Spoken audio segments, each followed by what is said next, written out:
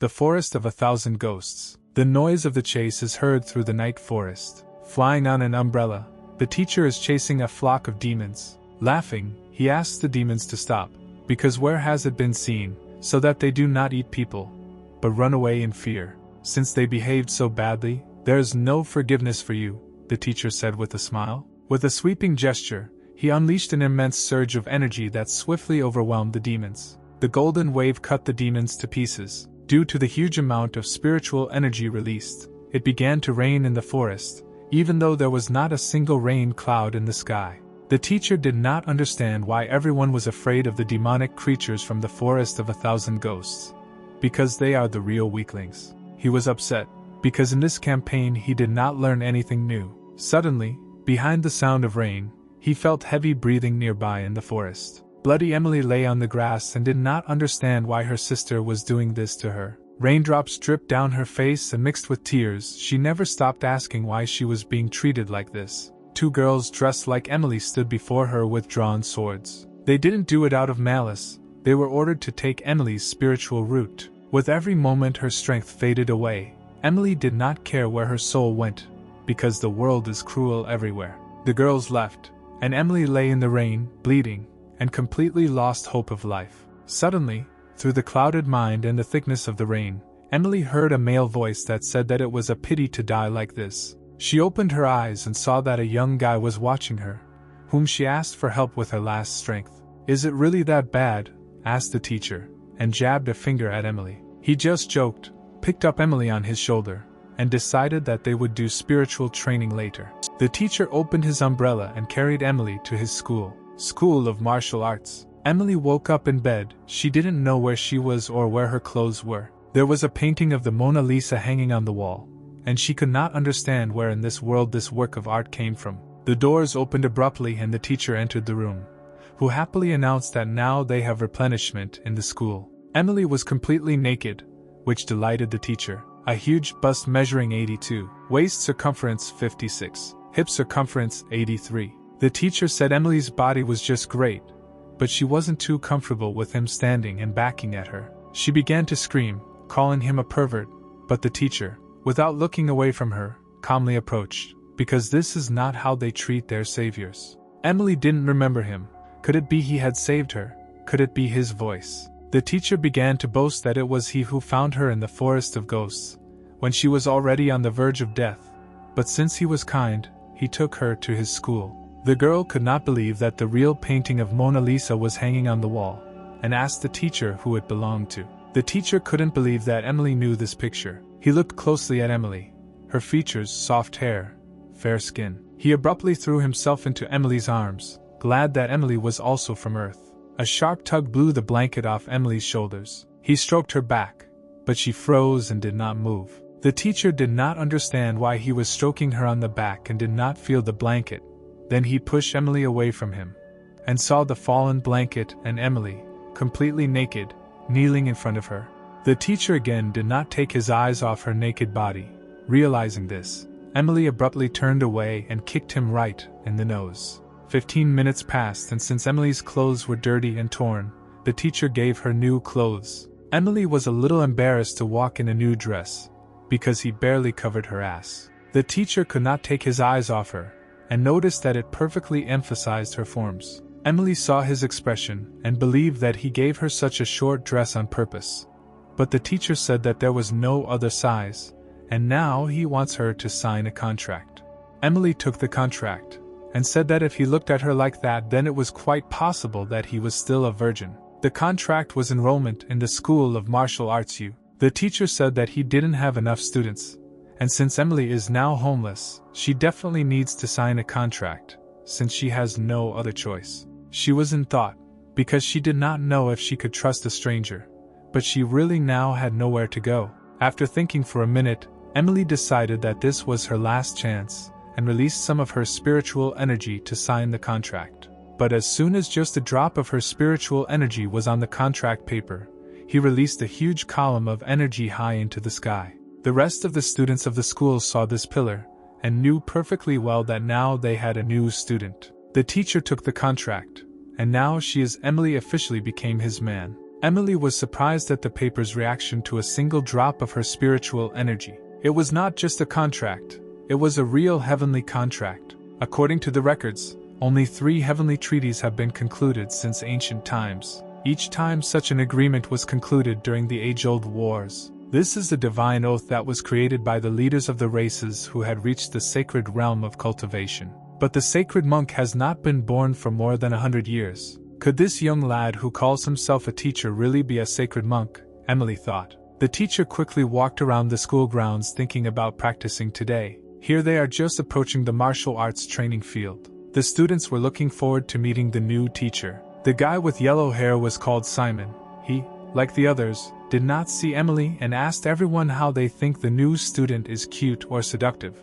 Albert warned Simon not to talk nonsense. The younger student Darcy asked them not to quarrel and not to scare the new girl. The teacher, along with Emily, approached the others, but they continued to quarrel. When the teacher came very close to the students, they quickly lined up and greeted him. The strongest and most inflated student, Logan, reported that all 5 were in place and were waiting for the teacher's instructions. Emily was a little excited, and the teacher gladly decided to introduce her to the others. The teacher happily told everyone that this sweet girl's name is Emily, and now she is their new student. Everyone immediately started shouting and laughing with joy as they greeted the new student. Emily could not stand it and hid behind the teacher. But the teacher couldn't let that happen. He quickly pulled Emily out from behind and pushed her to greet her new 4 brothers and sister as soon as possible. Emily shyly said hello, but she did not immediately understand how it was 4 brothers and 1 sister. The teacher must have mixed something up, because there were 3 guys and 2 girls in front of her. The teacher approached the slender girl in a bright red finger, began to point his finger at her smiling, and told Emily that this was also her brother named Albert. But Emily could not believe it, and the teacher, seeing her bewilderment, began to move her dress around her hips. And now it was definitely clear that Albert was a man. Emily did not think that the teacher would do such a thing, and wanted to remember the first meeting with the students, not with this, after which she attacked him with accusations. Albert did not like the teacher's behavior even more, and therefore he jumped high into the sky, and with all his might, from the height of a bird's flight, he struck one powerful blow right on the teacher's head. Pieces of asphalt began to scatter in different directions, and Emily could not believe that a simple student could strike such a huge force. The teacher scratched his head a little and said that you shouldn't get so excited. When the dust settled, it was clear that there was not a scratch on the teacher's body, but he was standing in a hole that was formed from the enormous power of Albert's blow. Does the fact that Albert put on women's clothes make you feel like a girl? Because the main thing is not to be shy. Because it doesn't matter at all that he put on women's clothes for the first time or did it a huge number of times. Emily thought about how unscrupulous he was, because even after the most powerful attack, he just calmly got out of the hole, did not get angry, but only talked about identity. The teacher lightly patted Albert on the head and told him not to worry, because if he wants, the teacher will treat him like a girl and bring her up perfectly. But this was not enough for Albert. He was still angry with the teacher. He wanted to throw a roundhouse kick, but with a light touch, the teacher stopped his blow. In all seriousness, the teacher said that next time he would not touch his dress. Emily was surprised again, because as soon as the teacher touched Albert's hand, all the power of the blow evaporated somewhere. The teacher apologized for the concern and said that he and his new student had urgent business to attend to and could continue training. Emily no longer knew what to expect from him, and reluctantly agreed to go with him alone. They went to the backyard of a large building, and Emily asked why he took her there. His pressure were monstrous. He pressed Emily against the wall, and her heart began to beat faster. She tried to get out of his arms, but he did not let her do it, grabbed her hand and pressed her leg. He put one hand on her stomach, and began to drive on it with his hands slightly pressing. With his other hand, he held Emily's hand to keep her calm and stop resisting. The teacher asked her not to move. He pressed down on her stomach again. Goosebumps ran through Emily's body from the gentle touch of the teacher. She became aroused, but this was not part of the plans of the teacher. Emily's body began to squirm and covered with small beads of sweat.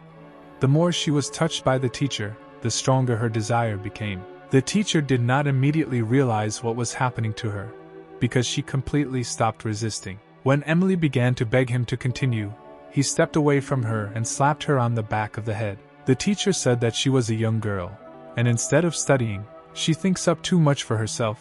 But Emily said that if you press the girls around the corner like that, anyone will be corrupted. The teacher touched her for a reason, and apparently, only Emily wanted debauchery. He calmed down and said that he brought Emily here to discuss her training. On his stomach, he tried to feel her spiritual roots, although they were torn out, but she survived. As well as breaking cultivation, Emily raised her head in fear. One cannot cultivate a person with no spirit. Through years of training, mortals can be trampled like ants if there is a spirit within. She took her stomach and also wanted to feel her spiritual roots. Because if a person does not have spiritual roots, he seems to be already dead. She clutched the dress on her stomach, and said that she could not do anything in that forest. If it were not for the teacher, she would have died there. Remembering what happened in the forest, she began to cry. But the teacher tried to calm her down.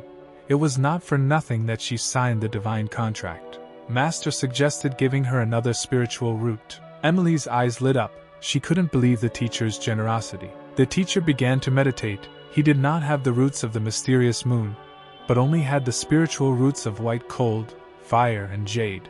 But they cannot be used for a long time, no matter what roots she chooses. Among the 5 ranks of spiritual roots, her mysterious moon roots can also be regarded as high-level roots. Few have been able to improve their spiritual roots even with years of training. The roots of the heavenly level for all warriors became the limit of perfection, and everyone tried to at least get closer to this limit. In order to participate in school competitions, 3 spiritual roots would be enough. But Emily doubted that the teacher would give her all 3 spiritual roots that he has. Emily got angry and rudely asked the teacher what he wanted in return. She immediately warned him that she could not agree to intimacy. The teacher crossed her arms and said that she was imagining too much, then immediately hit her skeleton to bring a little to life.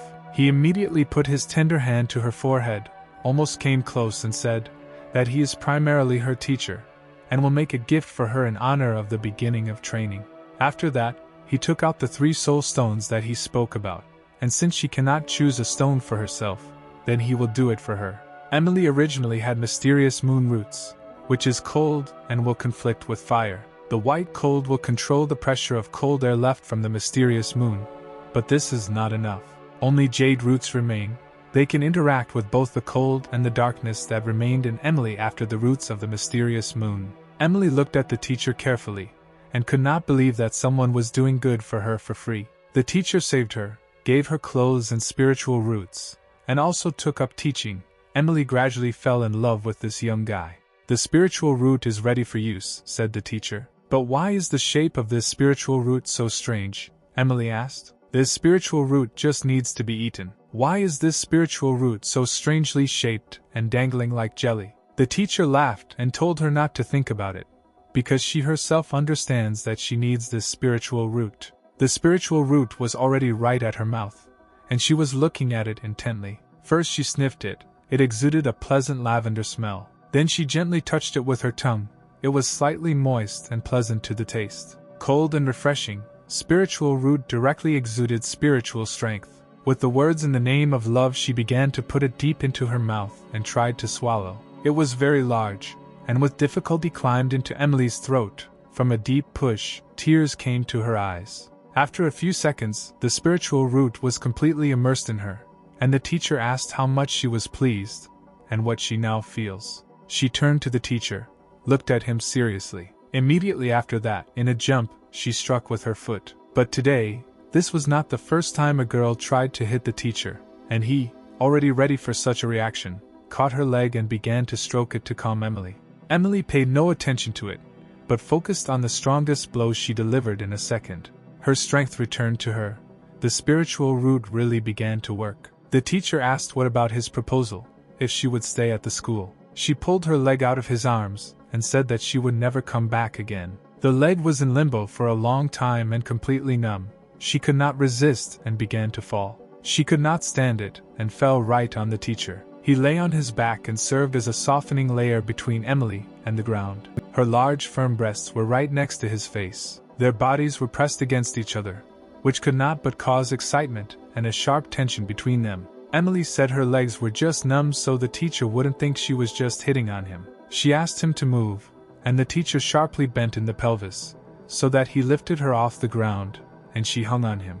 She got angry and said to move to the side and not up. The teacher said with a smirk that she should immediately be told what she specifically wants. Emily said that in time she would be able to regain her spiritual roots. The teacher asked what she meant, really revenge. She stopped abruptly. What did he say about revenge? The teacher did not understand what hurt her so much, and what she was going to do. At that very moment, Emily began to exude tremendous spiritual power, which even raised the wind around her. Her eyes were filled with blood. Emily seemed to have ceased to be herself, and ceased to control her body. Jumping from side to side, she began to attack the teacher. He flew high above her head and evaded the attack. Emily had the same demonic aura that he had already encountered in the ghostly forest. She ordered the teacher to disappear from her sight. Her voice and movements have changed. She was no longer the sweet girl he had saved in the woods. Emily threatened the teacher if he didn't get out she would kill him, and without waiting for his reaction, she rushed to the attack.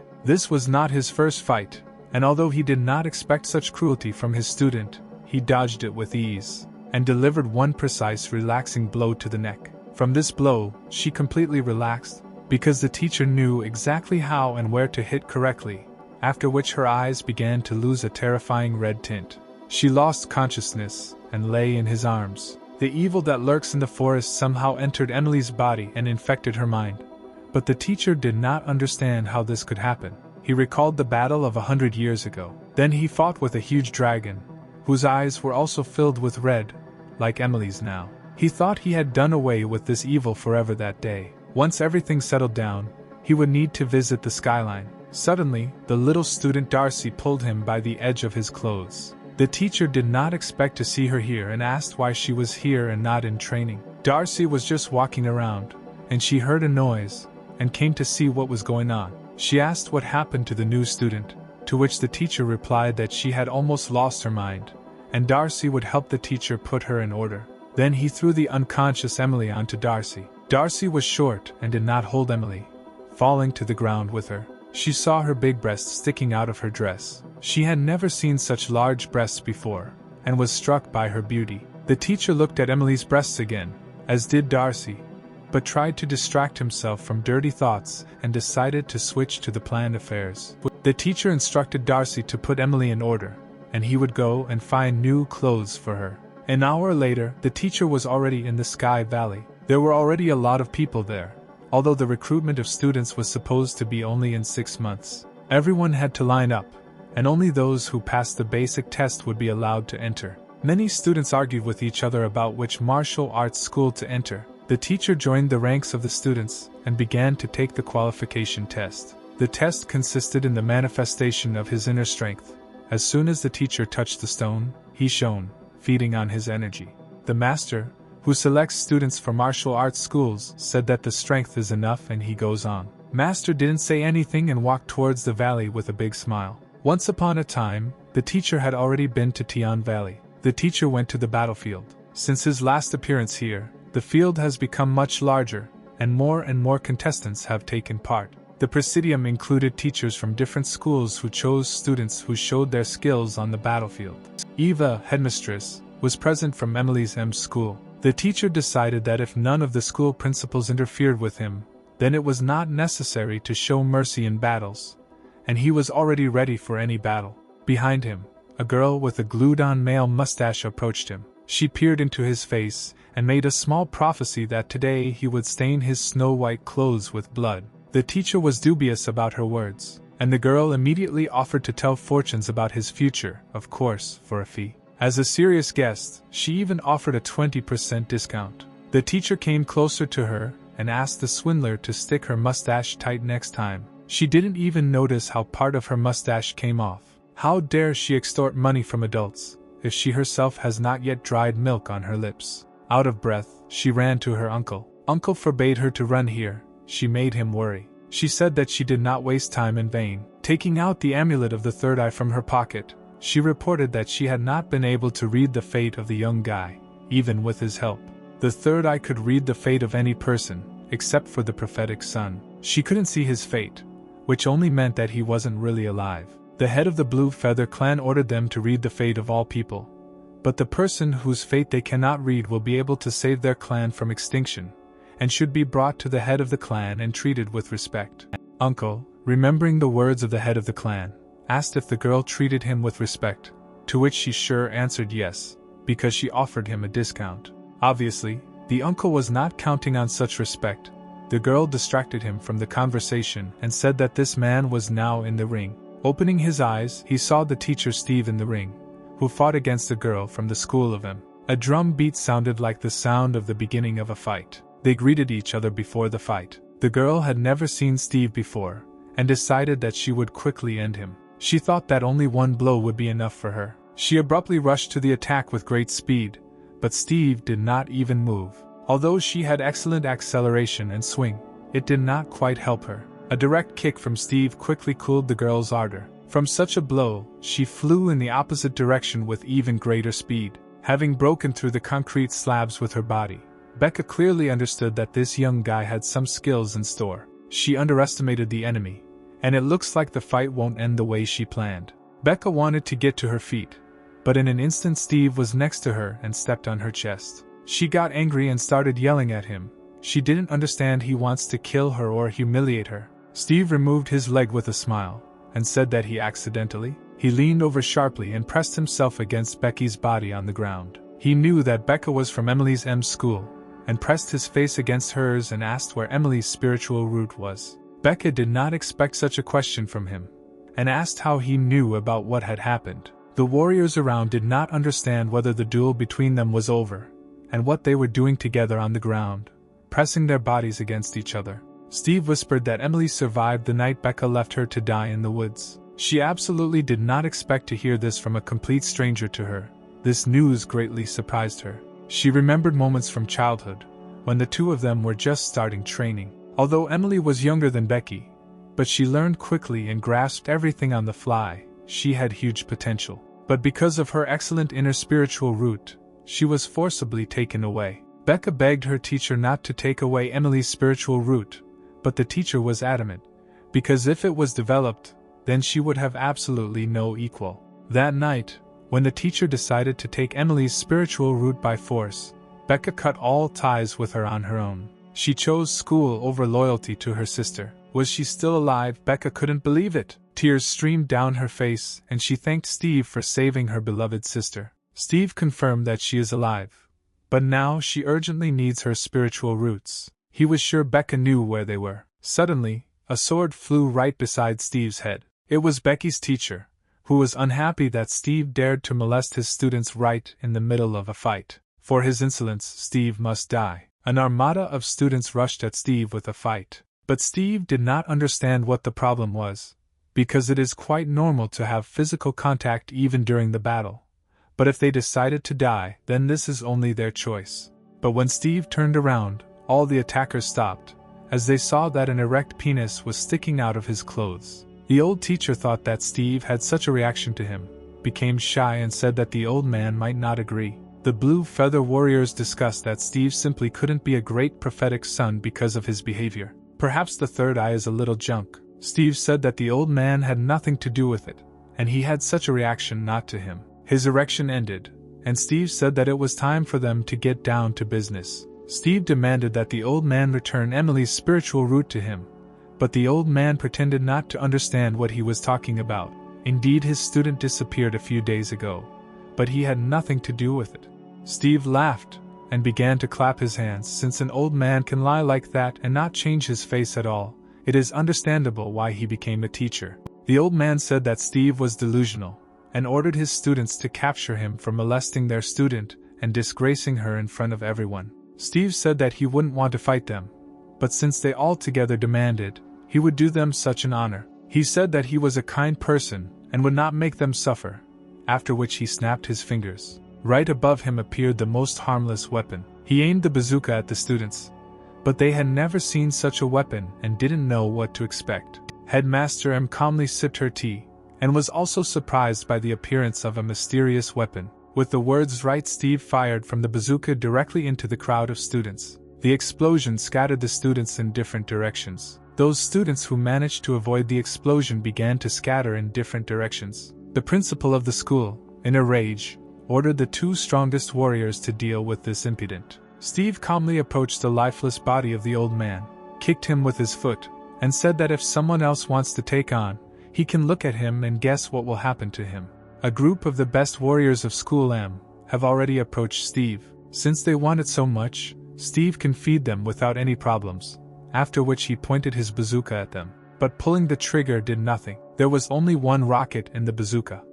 Steve wasn't prepared for this turn of events. As soon as the warriors realized that Steve's magic weapon had stopped working, they immediately threw it at him. Steve was a little upset that his bazooka had let him down. He was beaten by the crowd, but Becca hoped that Steve could still win. She could no longer look at it, quickly ran up and covered Steve's body with her body. She whispered in his ear that she would find a way to escape the school. Tears rolled down her cheeks.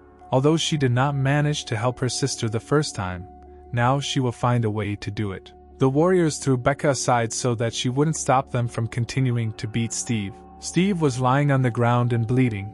The soldiers stopped beating him. He coughed up blood, and he said since they defeated him, and today he will die anyway, then in the end, maybe they will tell where Emily's spiritual root is. It was as if the director of the school, M. The students began to discuss among themselves that the headmaster M was as powerful as the gods themselves. Since Steve was going to die today anyway, she confessed that she had Emily's spiritual roots. Steve tried to get up and now he understood who was responsible for selling Emily's spiritual roots. She laughed and said that the path to immortality is long, and eating the spiritual roots of young disciples helps her a lot in this. Steve was angry because human life meant nothing to her. She licked her lips and said that for a cultivator, human life is just a means to an end. The director said that if Steve wants to take away her spiritual roots, then he is no better than her, because life, in fact, consists of the strong eating the weak. The girl from the Blue Feather clan wanted to rush to help, but her uncle stopped her, because in this battle she would definitely lose. The director turned to Becca and said that she would like to get her spiritual roots as well. With a wave of her hand, she began to pull her towards her. The headmaster's strength was enormous. She held Becca in the air with one hand. This will be the case with anyone who goes against the headmaster and School M. Becca screamed in pain. But the headmaster didn't care. She ordered her to keep her eyes open and look at her as she did so. The director's hand touched Becky's stomach. She pierced it, and Becca screamed from the pain that ran through her entire body. The director threw the girl's exhausted body to the ground and asked if anyone else wanted to try to get in her way. Now Becky also had no spiritual roots. Steve looked at Becca and pity mixed with a sense of revenge filled his mind. The director took Steve's bazooka and wanted to test this never-before-seen weapon. He killed many of her minions and now she will kill him with this weapon. As soon as she pulled the trigger, a powerful explosion thundered. But this explosion was clearly not near Steve. The smoke began to dissipate just around the director. Steve laughed and said he just wanted to play with her. Unfortunately for the director, he intentionally mined the bazooka, and just at the moment the trigger was touched, it exploded. However, Steve was surprised that the director was able to survive. Apparently she is very strong. Now the director was angry in earnest. How dare he deceive her? Steve said that now he will show the director who is good and who is evil, who is strong and who is weak. He suggested that she herself abandon her spiritual roots, or he will take them by force. She showed the ring on her finger, and said that the founder of the M school left it to her. It is able to block 3 blows of the immortal. And even if Steve reached the 21st stage of cultivation, the blow wouldn't hurt her. The bomb was the first blow, and here is the second blow. Steve rushed to the attack. The ring worked immediately, and the second blow was also blocked. But it was immediately followed by a third blow, and after him, at the speed of light, and the fourth final attack of the most powerful blow. The last blow sent the director flying high into the sky. And here is the last blow. Steve jumped high, and with all his internal power attacked the director from above, from which she was crushed to the ground. From this blow, a hole of enormous depth was formed. The director could not believe what was happening. These blows did not kill her, but her body was badly damaged. Steve couldn't be immortal. Why didn't the ring protect her? It's probably just broken and needs to be fixed. This kid simply did not know how strong she was, and as soon as she returned, revenge would not take long. The director was about to fly away, but she felt Steve's presence behind her, and a whisper that he wouldn't let her go. After that, Steve again unleashed his power on her and slammed into the ground. The director began to break free and squeal like a corrupt girl. She threatened Steve that if he didn't let her go, her family and school would grind him to powder. With a flick of his hand, he tore out its spiritual root. Steve didn't care at all about the threats he'd made, because he'd found what he wanted. He raised her hand, which was wearing a ring. He took the ring off his finger and decided to give it to someone who really needs help. After that, Steve touched her head, and profound energy began to destroy the headmaster's body. He leaned towards her and quietly whispered the proverb that you reap what you sow. And to be completely honest, it was he who opened the M. Steve approached Becca and said he didn't protect her right away because she hurt Emily that night, but for covering him with her body, he will help her now. After which he put his hand on her stomach and began to heal the wounds. Becca should have understood what she allowed to be done to her sister. From now on, she shouldn't even think about feuding with Emily. She asked him not to leave, grabbed him by the clothes. She wanted to tell Emily something. What exactly? Steve asked. Everyone around was discussing what happened and could not believe in the victory of some young guy over the director. However, now the people of the Blue Feather clan were confident that they had found the prophetic sun. For millions of years, only 2 emperors were able to cultivate to true immortals. Below the immortals, only those who could cultivate to the 21st stage. There are only 2 of them in the Blue Feather clan. For many years no one could even reach the 21st step. The warriors of the Blue Feather clan said that a prophetic sun is like a star in a clear sky. But Uncle had a premonition that this would not last long, and soon the world would change. The teacher returned to his school. It was already quite late, but the light was on. Were his disciples really waiting for him? He heard laughter behind the wall. Steve poked a small hole in the parchment. He decided to see what was going on there. Darcy gave Emily a massage. Emily's skin was so soft that Darcy couldn't help but lick her. Emily began to arch in pleasure. Darcy gently licked Emily's back, and got incredible pleasure. Her skin was like her favorite dessert. Steve lost his balance and fell. The girls behind the wall heard this and realized that there was someone there. They came out of the warm bath, throwing light towels over themselves. As soon as Darcy saw the teacher, she, without hesitation, threw herself into his arms, and reported in detail that during his absence she looked after the 6th sister, as he ordered. The teacher praised Darcy and said that you can rely on her. Now she can go to rest, and tomorrow she will have a surprise. Darcy immediately obeyed him, wished him and Emily good night. Emily asked Steve where he had been for so long. Emily suspected that Darcy knew where Steve was, but didn't specifically tell her. Steve took a spiritual root out of his pocket, and said that he was leaving to give it back to her. Emily couldn't believe her eyes, but the teacher had her spiritual root in his hands. The teacher handed it to Emily and asked what she was waiting for.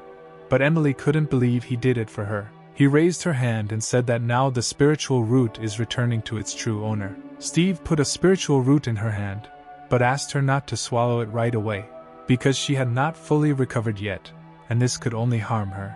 The teacher remembered that he had also been asked to deliver a message for Emily. Her sister asked him to tell Emily that she could not do anything that night, and asks her forgiveness for this. Emily was confused. She did not expect to hear such a message. The teacher said that he didn't care what happened to her sister in the future. He only hoped that Emily would stop hating him, because she was his student, and they still had a lot to do. Suddenly, Emily began to change again. A dark force began to awaken in her again. Her voice had changed, and he yearned for her body. Her eyes turned red again and she laughed. Emily hugged the teacher sharply. Hand began to drive on his genitals. She asked the teacher for permission to thank him for the work done. The teacher could barely contain his sexual fantasies. Emily began to lick his neck, and at the same moment she wanted to bite off part of his tender flesh. But the teacher struck at the right time with spiritual energy. From the impact, Emily's unconscious body fell to the ground, and a dark spirit came out of it. The demon told the teacher that Emily's body was his and he had no right to take her away.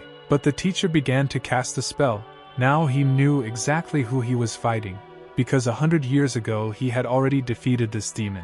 All the dark energy of the demon began to be sucked into a whirlpool. Although he disappeared, he promised to return soon. Now the demon should not have escaped. The teacher cast a spell on Emily, although it was very powerful, but he could only temporarily seal the demon that lived in Emily's body.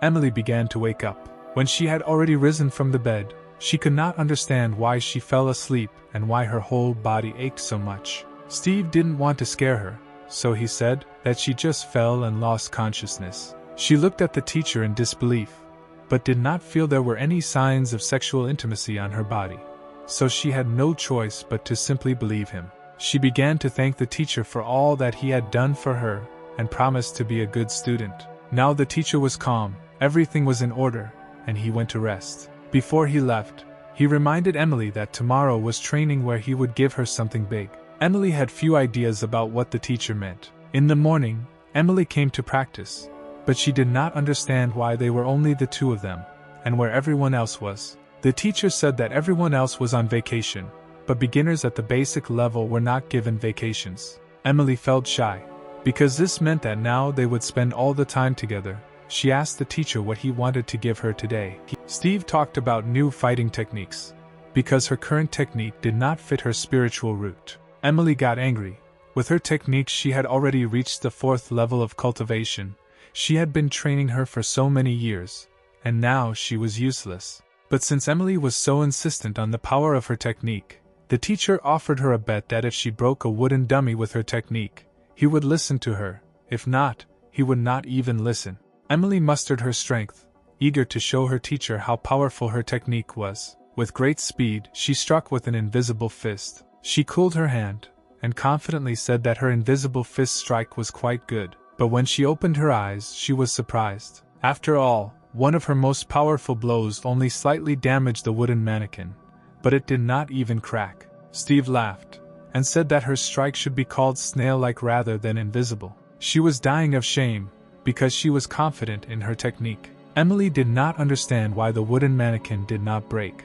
Because she had already broken trees more than once with her blows, she accused the teacher that this mannequin was forged. Steve said that he did not fake it, it was just made of a special tree, and there was nothing for him to use ordinary blows. But Emily demanded a simple dummy, then she would show her strength. The teacher said that the bet was already lost anyway, because they were betting on this particular mannequin. After that he asked her to look away. Fragments of old mannequins lay nearby. The teacher said that this was the work of his students. In the distance lay piles of ruined mannequins. Emily was amazed that so many wooden mannequins could be destroyed, and she absolutely couldn't do it. She was a little upset, but the teacher hastened to reassure her, because if she practices his technique, she can destroy no less. In total, there were 7 well-known techniques divided into ordinary, spiritual, supreme, royal, heavenly, holy and immortal levels. The teacher didn't yet know which technique would suit Emily, and they had to choose. He took out a lot of old parchments, with combat techniques written on them. The teacher started talking about techniques, but Emily couldn't help herself and just fell into a pile of manuscripts and parchment. She was lying in parchment, and couldn't believe that she would ever be able to learn heaven-level techniques. It was one of the happiest moments of her life. The teacher began to choose parchment in order to find the best technique for her spiritual route. He found Kaisi's technique. She snatched the manuscript from his hands and could not believe her eyes, for she could only hear stories about this technique, but she had never seen the person who practiced it. Emily never imagined that she would ever learn a heaven-ranked technique. Then, out of happiness, she hugged her tightly to her chest. To begin with, the teacher asked her to wipe her drool, as they would look for something more suitable for her. She asked what could be better than this technique. They went to Lu Wei's workshop. Emily asked the teacher if they were sure they had come to the right place, because it was an abandoned house, overgrown with moss and cobwebs. The teacher knocked loudly on the door and asked to open it. The door swung open abruptly, and the owner of the house was clearly not pleased that they disturbed his sleep. Steve greeted Mason, who obviously wasn't happy to see him. Steve hugged Mason and said that he was just passing by, but it was impossible to deceive him. He said that Steve never comes just like that. Everywhere lay old weapons that had already repeatedly been in battles. Emily was even a little upset, because she doubted that a good weapon could be found among this rubbish, but she could not confuse herself with one appearance. Mason said that there were no problems with weapons, and Steve immediately promised him 2 pieces. Mason was not happy with his offer and said that he needed 20 grand. And don't let Steve pretend to be a fool that he didn't have that many. And if he doesn't like the offer, then he can roll out of here. Steve almost lost his temper, but restrained himself and offered 5 grand. Trading became more and more aggressive, and everyone offered their price. The weapons in the store were destroyed from a light touch. Emily could not even imagine what kind of weapon Steve wanted to buy her. Steve eventually ran out of patience and agreed to 10. It was instant noodles. Mason was completely satisfied with this deal. With a huge smile on his face, Mason said goodbye to the customers, and said that as soon as the weapon was ready, he would send it. Steve is white with rage. He has not yet conducted such long negotiations. They walked along the forest path back to school. Emily pestered Steve with questions about the weapons he ordered her, and why he traded magic weapons for boxes of noodles. Steve said that a person of his level chooses what is really valuable to him, because he is a wholly 100-year-old blacksmith. Emily couldn't believe it, and jokingly said that if that guy is a 100-year-old holy smith, then Steve is the emperor. But Steve did not take it as a joke and said in all seriousness that there it was. Emily replied that she was then empress. 2 blue feather warriors approached the workshop and heard an angry shout that Mason had only received 7 boxes of noodles. The girl's name was Mary, and she asked her uncle Alan if he was sure that they had come to the monastery of the holy blacksmith. Mary said that this dilapidated house was not the most pleasant place. Uncle said that the holy blacksmith did not live like ordinary mortals, and he could well live in such a dilapidated house. The door quietly opened before them and Mason asked the guests who they were, and why they had come. He was already eating the first pack of his favorite noodles on his doorstep. The uncle greeted him respectfully, and said that they had come on a very important matter. Mason was already finishing his noodles and invited them into the house. He said that his prices are huge, and if this does not suit them, then they can fail. Uncle approached him closer and said that he was from the Blue Feather Palace, and they urgently needed his help. Oh, Mason remembered, since this is a child of the Blue Feather Palace, he carried it in his arms when he was very small. They didn't need weapons, they wanted to fix magic items. Alan carefully took out the box, from which the magic stone shone and crackled. This was the core of the Blue Feather Palace. Mason put on his glasses, looked at him and could not understand how this could happen, because this core was about to collapse. They did not know the reason for what happened, but begged Mason to fix it, at least for a while. Mason agreed, but it remained a mystery to him what could cause the core to collapse so quickly. Mary asked her uncle if the blacksmith could handle such a difficult task. Uncle said that he was a strong blacksmith, his talent was accepted even by the emperor, and even more so, they had no other choice. By this time, Steve and Emily were already walking through the busy city. Suddenly, in the middle of the city, they saw a brawl in which Albert also took part. Albert was beating a man. The man was covered in bruises and begged for mercy. The teacher loudly and rudely asked Albert what he was doing here. Albert walked away from the poor fellow, who was lying on the ground, and was very surprised when he saw the teacher and Emily. The teacher again asked what he was doing here, to which Albert replied that he came to this pub to find a job, but they offered to give them a blowjob, and ended up suffering from their offer. Steve knew that Albert had a lack of money only because he lost everything in gambling. If he was not fond of this, then there would be no problems. Albert expected that now the teacher would start scolding him, but he patted him on the shoulder and said that today he was in a good mood, so he would give him the opportunity to recoup. But if he loses, then he will promise never to play again. At this time, Emily was thinking how Albert can give a blowjob, because he also has an elephant. She began to make notes in her notebook, but Steve and Albert, who turned around, hurried her on and asked her to keep up. She hurriedly hid her notebook behind her back, but Steve saw it and asked to see what she wrote down there. She sketched all the people she met and briefly described them so that later she would not forget about their actions. They came to a casino called a Thunderstorm. It was noisy inside and many people tried to catch their luck by the tail. At one of the tables there was a company that knew Albert well.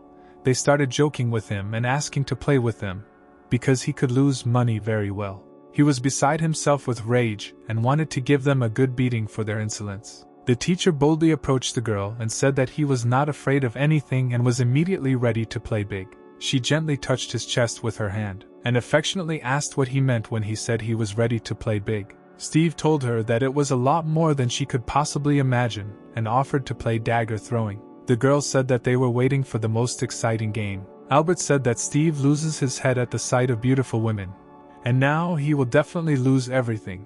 But Emily did not like at all that some other girl was hugging the teacher. The girl immediately led him to the dagger throwing area, and now they have already sat down at the table to play. Albert said that this game is very easy to lose, but he can show the secret technique. But the teacher stopped him, because if he knew the secret technique, then he would not have problems with money. Albert paused and motioned for the game to begin. The game required the use of spiritual energy, after which 5 daggers must be thrown, and a certain number of coins bet on the number. Albert bet 100 gold pieces on number 7. If more than one dagger does not fall in the place of the selected number, this will mean a loss. Everyone was waiting for the start of the game. Emily understood the rules of the game, and realized that it was very easy to lose. But then why did Albert bet so much money? Because he can lose everything in an instant. He said that he warned the teacher about the complexity of the game, and was already used to parting with his money with ease. But it was Emily's money, which she simply lent to Albert. The teacher hastily began to reassure her, and promised that Albert would return the debt to her along with interest. The girl asked if they were ready to start. Steve bet 500 gold. He chose hole number 0. The casino girl liked men with big money, and she began to feel more and more sympathy for Steve. Steve moved closer and without saying anything touched the girl's breasts. He felt the girl's breasts in detail and asked if she was real or not. She became shy and said that her body was pure and natural. Steve was staring at her breasts from the very beginning, and now he just started touching her in front of everyone. Steve leaned back and said that it looked like her breasts were real. Well, now they can start the game. Steve gladly gave her that right. The daggers fell on the board. What a surprise it was when one of the daggers hit right in the cell at number 0. The opponent could not believe her eyes. All around rejoiced at the victory. The teacher looked at the rival. He asked her why she was making such a face. Did she really understand that she could not control the dagger? She realized that the teacher took advantage of the moment when he pawed her breasts. The teacher picked up the dagger from the table and started twirling it around on his finger, while asking Albert if he wanted to know why he couldn't win. Of course, he could be unlucky or he plays badly, but the most important thing is that daggers are her magical weapons, and she can control them with ease. She was cheating, said the teacher, and held a dagger to her throat. Steve looked at the girl with a smile and a sense of accomplishment. With a dagger at her throat, she immediately began apologizing and asking for forgiveness. The crowd began to rage. No one liked the scam. They were ready to tear it apart. The girl began to concentrate her spiritual energy, and everyone fell silent and waited for what she would do. But the girl vanished into thin air. She used teleportation, and was already on her way to her master to report what had happened. Several hours passed, and she was already there. Mr. Douglas did not spare those who brought him problems. The advisor said that a guy had come to the master, who had been beaten for nothing, and he asked for help, to which the master ordered to bring him to him. Mr. Douglas was the cruelest and richest man in the area, and many issues were resolved only through him. 3 beaten guys entered the palace and saw how the guards of the master carried out the body of the beaten girl. The master asked them not to pay attention to this, and asked what had happened to them. One of the guys took out a piece of parchment and showed it to the master, saying that today he was beaten by a girl drawn on parchment. Coincidentally, the man he was looking for brought some dangerous player to the casino today, so the master also needed this girl. He ordered his thugs to bring her to him. Steve and his students were returning to school along a forest path. On the way, Albert asked why the teacher let the liar girl go, to which Steve replied that one should always show mercy. Bandits were already waiting for them on the road, who would like to ask them a few questions. The bandits said that the casino was not created for winning. 3 ferocious mutants were ready to tear our heroes to shreds. Without waiting for a long time, they rushed to the attack. The bull chose Albert as his victim, but Albert was ready and dodged the attack. The bull flew past him, breaking everything in its path.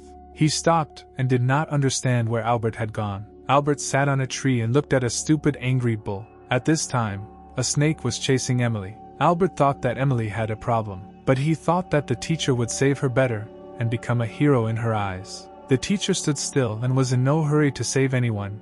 It was a good chance to test the abilities of the students, but he did not understand why no one attacked him for so long. The falcon sat on a tree and watched the teacher as an easy, unprotected prey. For the falcon, prey that did not run was easy prey, and the teacher was delighted that someone had finally attacked him. The falcon lifted the teacher higher and higher into the air. Emily was frustrated that she couldn't help the teacher, but first she needed to help herself.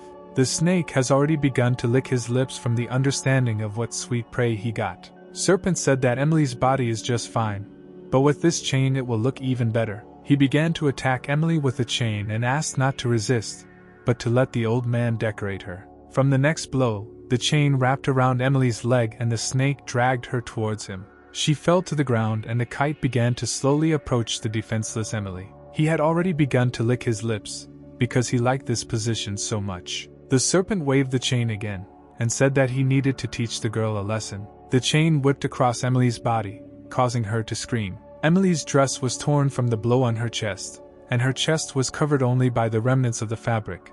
It was impossible to allow everything to continue like this. The snake said that he would make Emily obedient, because the more she resists, the more her chains tighten. Emily thought about how to get out of this situation. She could not manage to defeat him, but his breath hitched, and he seemed aroused by the sight of her bare breasts. She had an idea. She stopped resisting and raised her already short skirt a little higher. She began to spread her legs and asked the snake to be a little more gentle with her. The old man became even more excited. Did the little beauty become obedient? As soon as the snake let go of the chains and lay down on her, she kicked him in the groin with all her strength. She firmly sent him away, asserting her control over the situation and making it clear that she would not tolerate any threats or harm. And with all her might, she hit her knee in the jaw. From this blow, the snake flew a few meters to the side. Emily thought her plan worked well. He was so excited that he didn't even think about fighting anymore. He pressed himself against the tree and began to threaten her. How dare she mock the old man? He threatened to drink all the blood out of her and turn her into a doll. She turned her ass to him and said that if the old man still had strength left, then he could try to catch up with her. Emily knew that although she was not strong in battle, she ran perfectly. The old man, without stopping, ran after her. Emily understood that if the enemy is several times stronger than you, then you need to be able to retreat. She ran and thought that the teacher was kidnapped by a falcon, and he needed help. At this time, the teacher was drinking tea with his old friend teacher Christian. They were watching what was happening in the projection. Steve told Christian about his new student, but Christian didn't understand why Steve didn't help her. She's in trouble, but he said it was part of the training. Christian joked that it was immediately obvious that this was his student, because she did not defeat the enemy, but quickly ran away from him. Steve said that her body is not yet very strong, but very beautiful. Christian suddenly said that it was too hot today. A battered falcon hanging from a tree flapped its wings with all its might, creating a breeze for the teachers. The falcon begged not to be angry with him. He tried his best. He was just a little hit. The falcon could not even imagine that he would face a warrior of such strength. Steve ordered him to flap his wings faster or he would get up and help him. But the falcon waved, begging with all his might not to beat him again. Christian suggested that Steve leave his student to him, to practice a little. Meanwhile, the snake was chasing Emily, and was getting closer to her every minute. Emily's strength was already running out, and she jumped up a tree to get some rest. She couldn't help but run away from the snake or hide, but she couldn't defeat him either, because he was much stronger than her. The serpent ran very close to the tree and with one snapping blow of its chain cut the branch of the tree, causing Emily to fall face down. But she miraculously managed not to crash and land on her feet. Suddenly she heard the teacher's voice. He was descending to her from the sky in a ball. So he had already defeated his opponent, and came to save her. Emily plunged into the ball, and the kite stopped seeing her. It was just a hologram, and the teacher continued to play. Steve warned Emily that the orb only lasts 10 minutes, so she should hurry up and defeat her opponent when the orb ends. Steve was not happy with Emily, because she had a chance to win, but she did not take advantage of it, and just ran away. It was not the right thing to do. He said that Emily was too worried and lost, which made her even more vulnerable. Emily really worried a lot. It bothered her even more after Steve's words. He hugged her from behind and told her that before protecting others, she needed to take care of herself. Steve told her not to lose heart and go to the end. The whole problem was in the chain of this old pervert. Because of it was impossible to approach him. He encouraged Emily and told her to find his weaknesses and then act confidently and decisively. The snake did not see her, and continued to look. Emily received a boost of energy, and was ready to fight the old man again. Jupil disappeared, and the old man immediately saw her. She said he was just an old pervert, but now he's finished. Emily immediately began to quickly run around him. He couldn't figure out exactly where Emily would show up and just circled around after her. After a few minutes, the old man felt very dizzy. Emily noticed it, chose the moment. Then she struck a crushing blow right in the face of the snake. The old man lost almost all of his teeth from the blow of his palm, after which he flew a few meters up, breaking through the tip of the slope with his body. The victory was hers, and now she had to quickly carry her legs. The teacher's voice in her head praised her, but her punch didn't kill her opponent, only stunned her. Therefore, she had to hide in the forest, and then the teacher would come for her. She obediently ran through the forest and looked for a place where she could hide. In the meantime, Albert found the defeated serpent. But not the teacher, not Emily, was not around. Albert did not know where the teacher and Emily were, but since the snake was defeated, it means that everything is in order with her, and you can return to school. Meanwhile, at school, everyone went about their own business. Suddenly, the gates of the school were forcefully opened from the back. The fighters who entered the school said that the school was surrounded and that no one thought to run away. The students did not expect such guests for sure. The fighters did not understand why none of the students were shaking with fear and not running. They answered in unison that they were busy now, but they could deal with them at once. The fighters lowered their tone and politely asked where the people they were looking for lived. Then they showed the students sketches, which depicted the teacher, Albert, and Emily. All as one said that they had never seen these people. The fighters then apologized for the disturbance, and decided to leave in a hurry because the students didn't look friendly at all. Albert saw a bunch of weak fighters running from the school, but he didn't know what they were doing there. He picked up one of the leaflets that had fallen from the fighters and read it. It was in the leaflet that he saw that he and his friends were on the wanted list. In the meantime, the teacher was thinking with Christian about a plan for Emily's further training. It's time to get down to business and work out her weaknesses. She and Christian began reincarnation. Steve asked Christian to believe in himself and his acting skills. Christian was in the role of Becky and Steve was in the role of Emily's former mentor. Steve, suddenly in a cheerful mood, decided to make a joke and grabbed Christian by the chest, causing surprised glances around and an awkward smile on his friend's face. Unexpectedly, Christian, stunned by the invasion of his personal area, instantly responded with a punch to Steve's face, which led to a frozen moment of tension and mixed emotions for everyone present. Suddenly Steve decided to play a joke by grabbing Christian by the chest, but he responded with a blow to the face. Christina was tormented by the thought of whether girls were interested in groping themselves, just like Steve did. He was delighted to realize how wonderful it was to be a girl, enjoying the freshness of new sensations and the beauty of the moment in which he felt part of another world. The man strictly insisted that the girl not express her originality and follow the prescribed script, asserting her power in this performance of life. In the tested tower, the girl rested, lying on the floor, thinking about her experiences and the difficulties she had overcome. The faint light of the lamp barely illuminated the room where Emily, exhausted and wounded, struggled with the last moments of her life, trying to stay on the line between darkness and light, which merged in the inevitable end. She was barely aware of her location and was vaguely aware that she was inside some kind of tower, her mind struggling in a hazy way with the dizzying reality. She could not solve the mystery. For some reason the strength left her, and the girl rushed powerlessly in search of answers, puzzled by her ignorance. Having decided to forget about the lost physical strength, she wisely decided to use spiritual strength, finding in it a source of inner confidence and the necessary determination. Fate was incomprehensible to her. It turned out that even spiritual power was slipping out of her control, and the girl was faced with a new challenge to helplessly resist unknown forces. Only after going through trials could one be freed from the clutches of this mysterious tower, which suppressed spiritual energy, making the path out even more difficult and dangerous. Emily realized that it was necessary for someone to come, and in this realization, new hope awoke for salvation from the dark castle where her spiritual energy was suppressed. And so it happened. Some savior looked into her, bringing with him a ray of light into the dark world of her trials. And at that moment the hidden hope and relief awakened in her heart.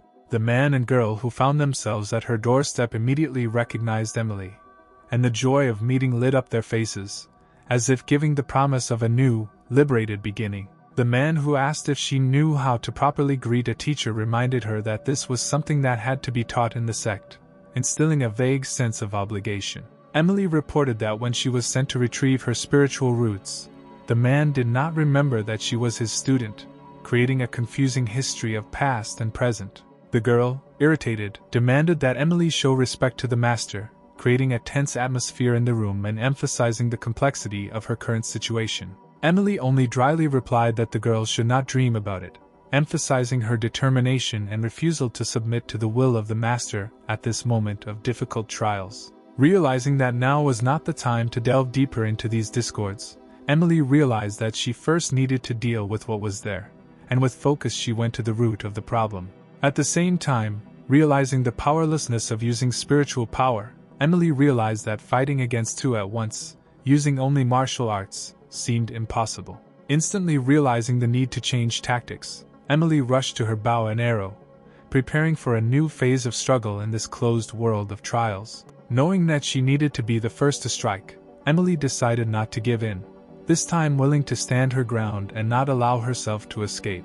In a split second, she fired the arrows from her bow, aiming them with precision and determination that reflected her willingness to face any challenge. Of course, the arrows darted towards the master, reflecting the energy of Emily's determination and steadfastness in confronting unknown forces. Fortunately, the girl managed to protect the master, creating a moment of confusion and an unexpected turn in this tense scenario. The man noticed that even though the girl was not his sister, she was able to challenge the teacher, while Emily was still hoping for the same. The girl asked if the master believed that he was in control and knew her perfectly, expressing doubts about his exceptional abilities of understanding and control. The 3 arrows Emily fired seemed to be just a warm-up for her confident display of strength in front of the master and the girl, leaving a hint that the main tests were yet to come.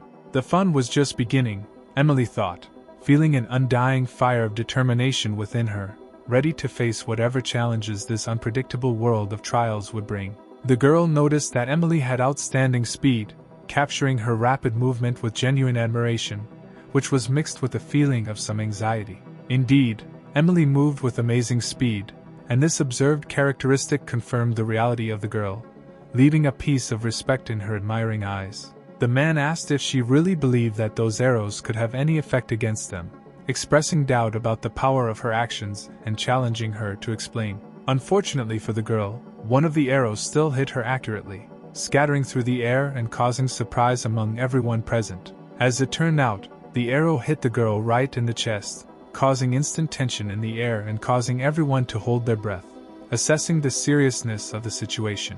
The man, looking anxiously at what had happened, noticed that the arrow had hit the girl's chest, and added ironically that it was difficult to be a girl when even her chest became a target.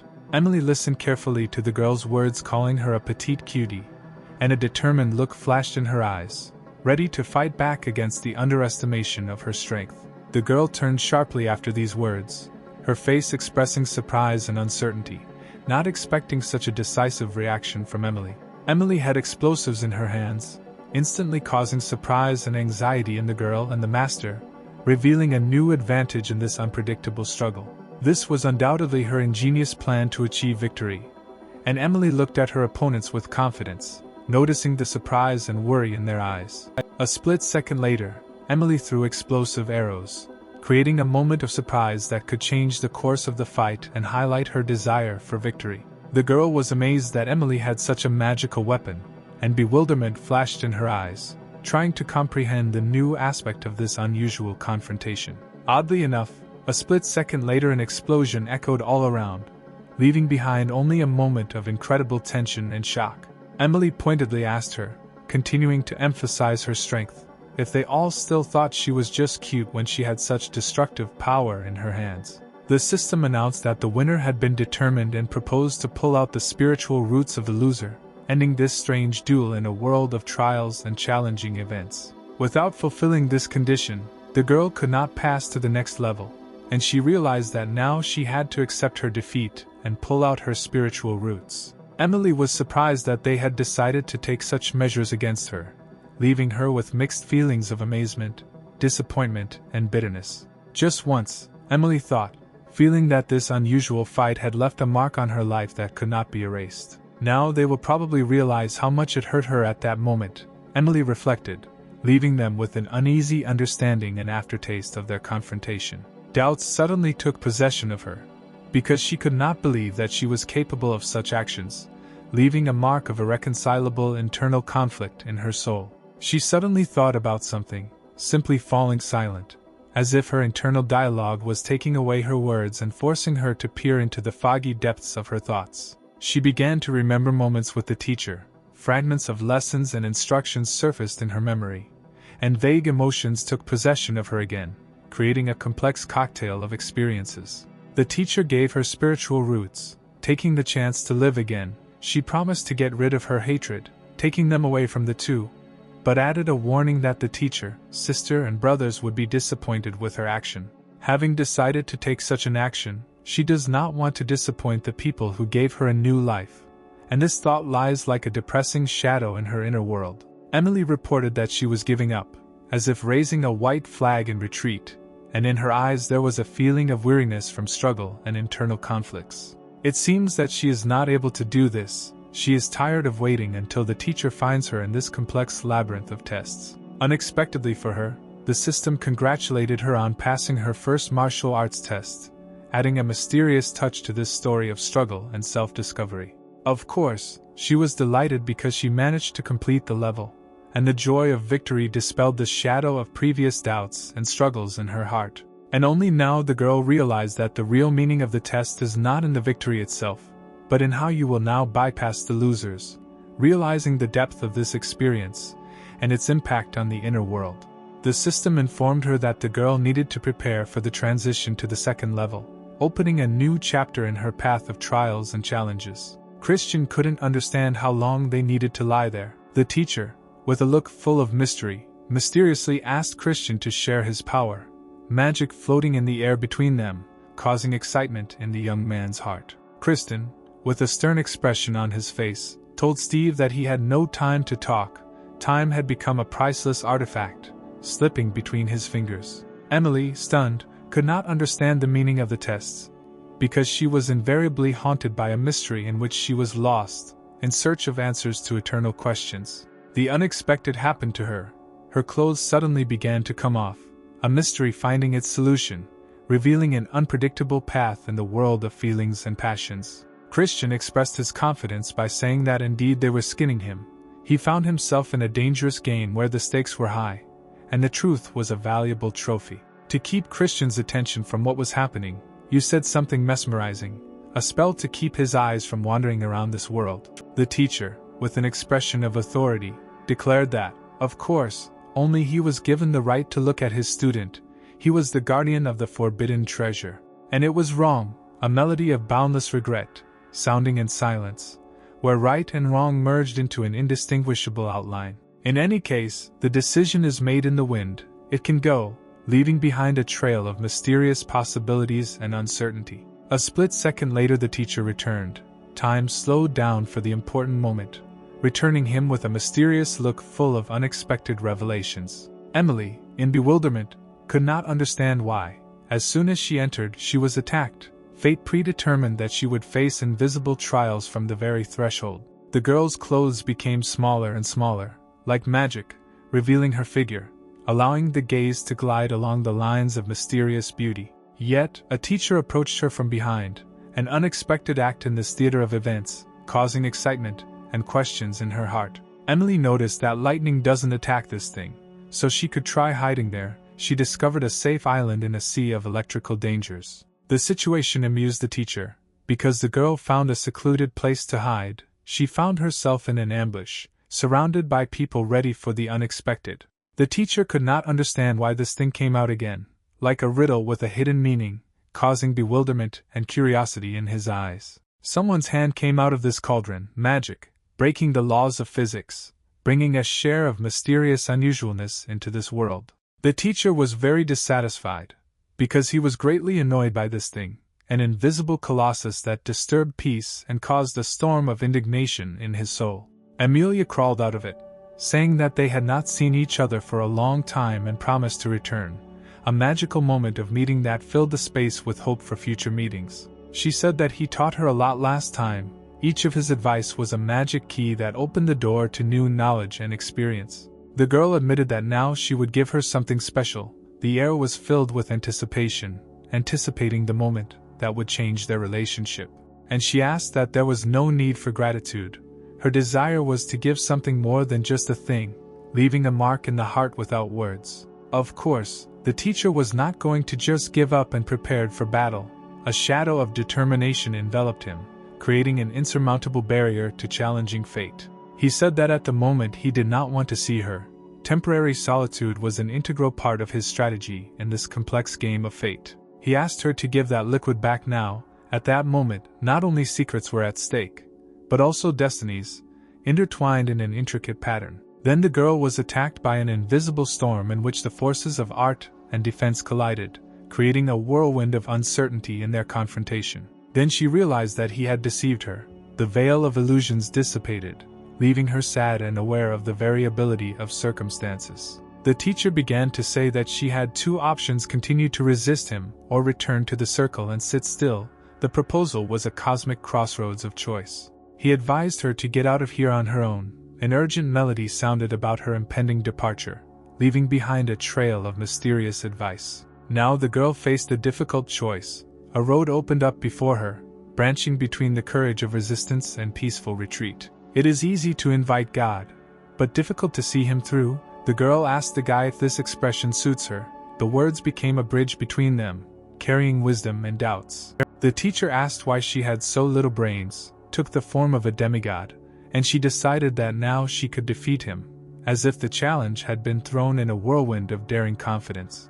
She believed that she didn't look stupid, she didn't want to get involved with anyone, as if there was a gleam of determination and independence in her eyes. And only when she realized that it was he who told her, she became furious. The fire inside flared up, sparkling with displeasure and resentment. The teacher then called himself a beloved grandfather, as if his words contained a grain of irony mixed with mysterious tenderness. Then he used some kind of spell, and the girl found herself in chains, the invisible threads of fate intertwined into a pattern of unexpected circumstances. The teacher clearly acted as needed, and everything was according to plan. He was the master of the dance, directing the course of events in this mysterious game. It's been a long time since his double entered someone's body. The time of internal struggle is long gone, and now the time has come for new strength. It was even difficult for the teacher because he was not used to it. He felt something new inside himself that required adaptation and control. The teacher was told, calling him grandfather, that he was wrong. The mirror of truth reflected his mistakes, calling for introspection and change. Steve said he looked better now, noticing the change in his appearance, and seeing how the new look affected his essence. The teacher said that this, of course, was not necessary, but if he became even a little smarter in the future, he would give him a break, opening up a new perspective in their relationship. The teacher said to stay happily, saying goodbye with a mysterious smile, leaving behind a mystery in the air. Emily was lying unconscious at this time.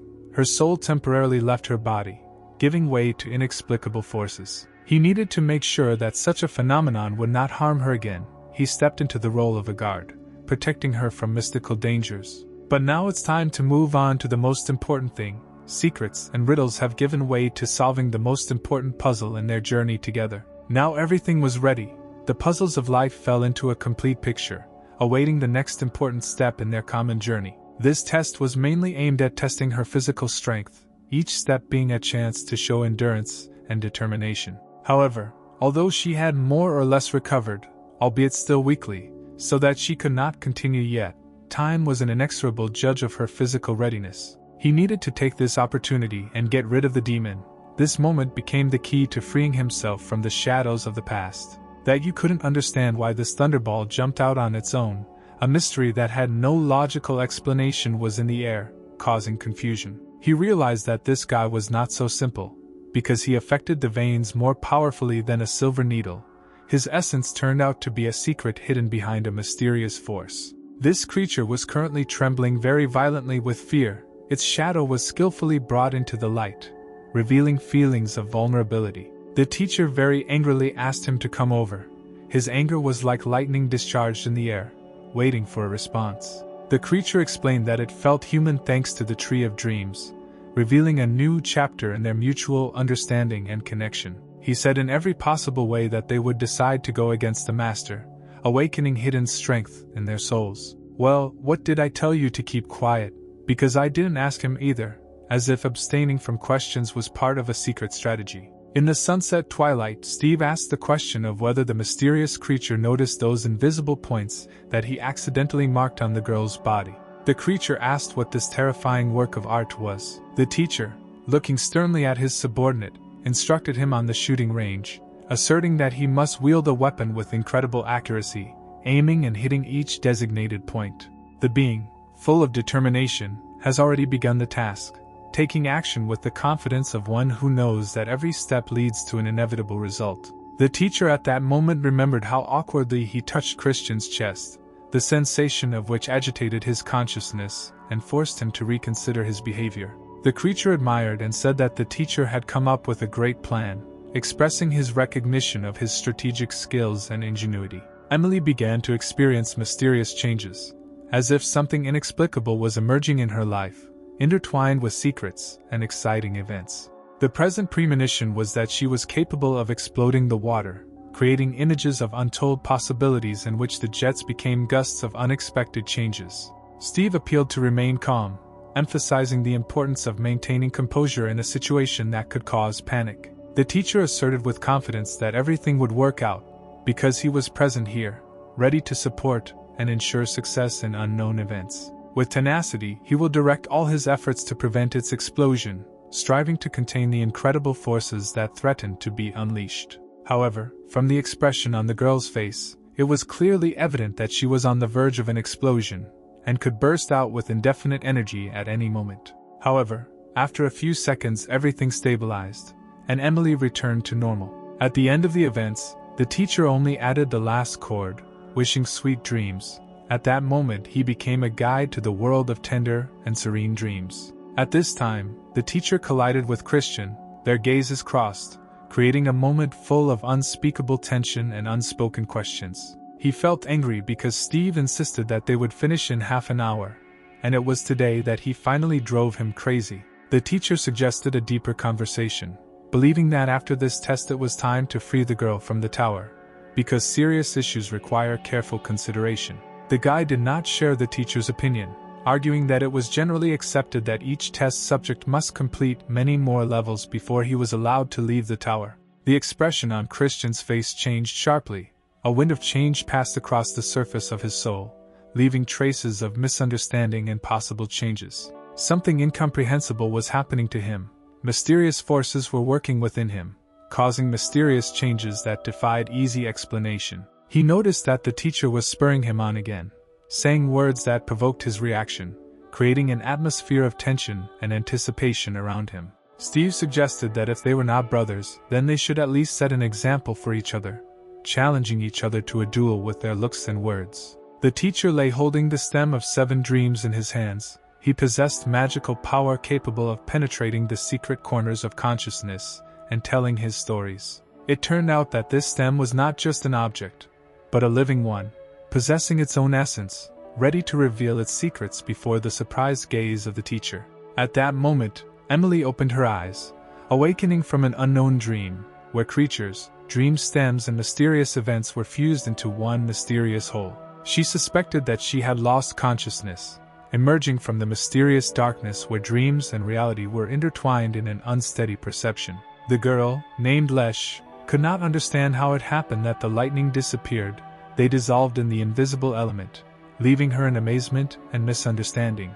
Among other things, her clothes were magically missing, disappearing like shadows before dawn, leaving the girl completely alone and embarrassed. Christian said she had just woken up and insisted she needed to get up quickly, emphasizing the urgency of the situation. He greeted her, informing her that she had successfully passed the second test, and emphasized that she was now free and ready to move forward, walking along the path of unknown adventures. She asked if she needed to take any more actions, given that there were still 3 levels ahead of her, showing readiness for further tests. Christian stated that he is the owner of the test tower, and has the right to do as he pleases. At the moment he is terribly sleepy, so the 3rd level was cancelled.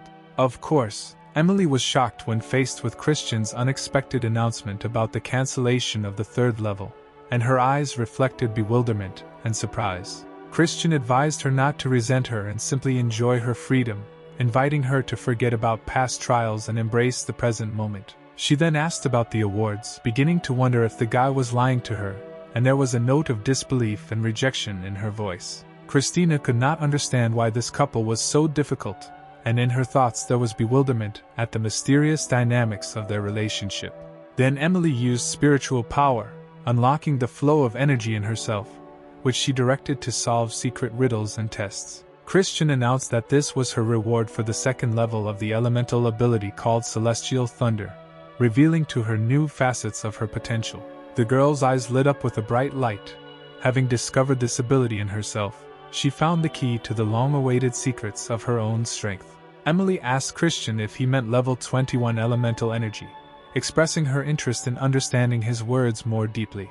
After this question, her eyes flashed again, expressing obvious excitement and desire to unravel the mysteries that were opening up before her. He replied that she was absolutely right, but warned that it was too early to rejoice, since even with elemental power of this level, her cultivation did not reach level 21. The girl was aware of the difficulty, but she decided to do everything possible to become stronger, directing her determination towards the path of developing and strengthening her strength. Leaving the place, she felt deep joy, knowing that she would now be able to move further along her spiritual path, filled with experience and strength. When she finally emerged from the tower, filled with determination, she decided to try out her new abilities, testing them out and immersing herself in the world of her own power. At that time, she had a charge of 99%, and she was ready to use this energy for the benefit of her spiritual development and the trials that lay ahead of her. Now, among other things, she discovered that she was able to jump very high, adding another exciting feature to her new abilities. Realizing that she now had broad horizons open to her, she decided to try many new things, and an exciting feeling of freedom and possibility began to ring in her heart. It is unclear for what reason, but an energy flash began to destroy the forest around, an unexpected force that could not be controlled, freeing itself from her inner world. Christian asked her to stop the destruction, showing concern and desire to prevent further damage around. Steve noticed that he was already very old and advised him to stop worrying about young people, arguing that such stress could harm his health. The teacher said that next time he would ask to bring him good seedlings, emphasizing the importance of restoring nature after the events that had occurred. After these words, the peasant agreed that the teacher was right and suggested that he take his student and leave, since he really wanted to sleep. Christian warned that they were invisible, and he felt that the teacher could pose a danger to them by expressing concern and uncertainty about their safety. Christian stated that he would go ahead and hope that when they met the teacher, he would be alive and safe. Not far away, he suddenly clenched his fist in anger, expressing his indignation or irritation that had awakened within him. It turned out that in his hand he was holding the very stem that became a symbol of mysterious forces and unexpected events in their lives. And once again repeating the words that he hoped that the teacher was still alive, Christian headed forward, maintaining a shadow of invisibility, as if in search of answers and resolution. Emily continued her joy at her new abilities, enjoying the opportunity to explore her powers and gain control over her incredible abilities. At this time, she noticed a teacher nearby and asked if he had come for her, expressing anticipation and hope for further instructions. With a smile, he asked if she was satisfied with what she received in the gloomy Tower of Trials, where every corner screamed of mysterious secrets and unknown destinies. With joy in her eyes, Emily was delighted to learn that it was he who had personally asked to organize this exciting event, which filled her heart with anticipation and joy. But then, amidst the delight, a small flash of irritation arose in her soul, an invisible shadow that mysteriously flashed through her inner world. No cultivator could discover this place, and only through his acquaintance with them were they able to meet, as if fate itself was telling them secret paths. The teacher announced that she now had the power of an electrical element, and this had its own amazing beauty, as if invisible lightning danced in her inner world. Squeezing her waist, the teacher curiously asked if she would like to join the training, inviting her into a world of exercise full of possibilities and self-improvement. Offering 300 more training matches, he asked if she would take this as a challenge that would help them reach new heights in the art of combat. Emily noted that she was not a naive fool and refused to train with him, expressing her deliberate choice not to fall into the trap of such offers. Steve, avoiding arguments, asked her to wait a little, as if anticipating the moment when they could resolve their differences and continue the path of research together. Deciding to check if there were any monsters nearby, he directed his gaze into the darkness, searching for signs of an unknown danger lurking in the shadows surrounding them. And suddenly, within a few kilometers, an invisible energy wave swept through. An unknown force awakened unprecedented possibilities and mysterious events around them. The teacher will still manage to discover something, as if his persistence and skill begin to reveal long-awaited secrets hidden in the world of possibilities. At the edge of the cliff stood 4 figures, mysterious guardians of the heights, ready to look at what was happening with unwavering attention and wisdom. The dissatisfied guy turned to his sister. A mixture of irritation and concern sounded in his voice. He tried to convey his feelings without unnecessary words. He advised her not to fight or resist, but only to obediently follow them, foreseeing that this could lead to something bigger and more important. In response, she also decided to offer her advice: stop calling her sister, stop telling meaningless stories, cut out her tongue and maybe feed it to the fish. The guy lost his confidence a little after these harsh words. His sister's unexpected reaction turned out to be unusual and incomprehensible for him. The girl said that she intends to be stubborn, and if the guy thinks that Steve is so wonderful, then let him decide the issue of marrying him. Moreover, she already has someone who is destined for her, and this person does not intend to marry in this life, as if the mysterious threads of fate are pulling her in a special direction. Then the girl resolutely launched an attack. The soft wind turned into an uncontrollable storm, spreading around her a lot of verbal lightning and menacing statements. The girl was not ready to wait any longer and began to attack first. Of course, the guys did not intend to give in so easily. The inner fire of determination burned in their eyes, ready to withstand any attacks and challenges. She stated that they were obliged to catch and tie her up, or immediately give way, throwing down a challenge that required decisive action. The guy stated that he did not want to use force against her, but expressed doubt that she realized that, as a young student, she would inevitably get married sooner or later. However, she once again emphasized that she already has someone who is destined for her, persistently reminding her of her special path and choice. He begged her not to deceive, because in recent years she had not been within the sect, but only a few days, and how could she have known about the person destined for her by fate? The teacher, approaching the girl from behind, used a special technique on her, thanks to which she was deprived of the ability to move. Invisible threads held her in an invisible embrace. It is unclear for what reasons, but he suddenly decided to show them his middle finger, expressing his dissatisfaction or disdain for what was happening. By asking if the drama had disappeared because of a strong marriage, he was lifting the veil of secrecy, expecting to hear an answer that could change the course of events. Obviously, they did not know who he was, and on top of that, he boldly interfered in their affairs, like a mysterious figure suddenly appearing in their world with power and authority. He noted that this was, of course, true,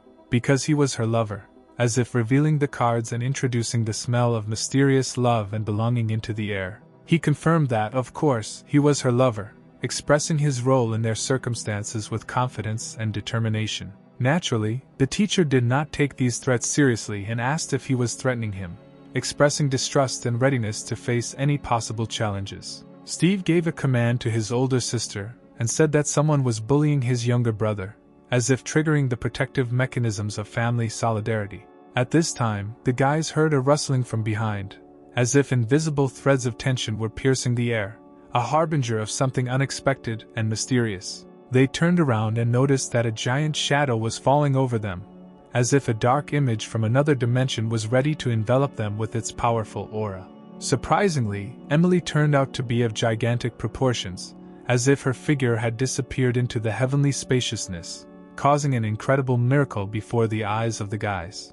And the teacher at that time grabbed the girl and headed somewhere, as if carrying in his hands not only her, but also mysterious riddles and secrets. Suddenly, the teacher was explaining to Emily that using the giant's technique was necessary to make them feel fear, revealing their secret tricks and intrigues. Steve, having chosen not the best place, sat down with the girl right on Emily's chest, creating an unusual atmosphere of tension and surprise. The guy thought that the girl could be one of the legendary giants, born with enormous power, as if facing a living legend right before his eyes. The teacher explained that it was not a matter of their weakness, but that she had gained the power of a celestial body, and now her power had increased significantly. They were no longer able to cope with her power. One of the guys decisively decided to call the master for help, as if realizing that they were facing something stronger and more dangerous than they could have imagined. The spirit of the master appeared before Emily, as if the embodiment of his wisdom and strength, ready to support her in a fight with an unexpected challenge. Of course, she instantly lost her legs under the influence of the manifested spirit. The powerful force of its presence undermined her stability. The teacher and the girl now had to not fall at this moment, supported by mysterious energy, ready to resist the whirlwind of change. Without a doubt, the master was furious, because they offended his students, causing in him irreconcilable indignation and readiness to defend his charges. Emily admitted that she was unable to defeat this ghostly old man, facing a force that she could not appreciate or understand. After this, she began to gradually return to her normal size, going through a mysterious transformation that ended as mysteriously as it began. The teacher recalled that today youth society adheres to combat etiquette, emphasizing the importance of observing rules and norms in combat practices. The master recognized in the teacher the one he was looking for, because he was a member of their family, revealing the secret that connected their destinies. But Steve didn't really listen to him and instantly cast a spell, causing an explosion right in front of his face, demonstrating his determination and strength. The guy begged not to make meaningless speeches and to return to where he came from, trying to end the useless confrontation and resolve the conflict. Emily asked what to do with Grace. She was faced with an unexpected dilemma that required an important decision and advice. At this time, the teacher only stared into the distance. His gaze pierced the secrets of time and space, leaving the moment in a spiral of the unknown. Steve noted that she has also accomplished a lot and continues to strive for excellence, so it's okay to take her along while recognizing her accomplishments and potential. At this time, four suspicious people stood and looked carefully in some direction, secret observers, waiting for their moment. At the entrance to the unknown knowledge, many people crowded.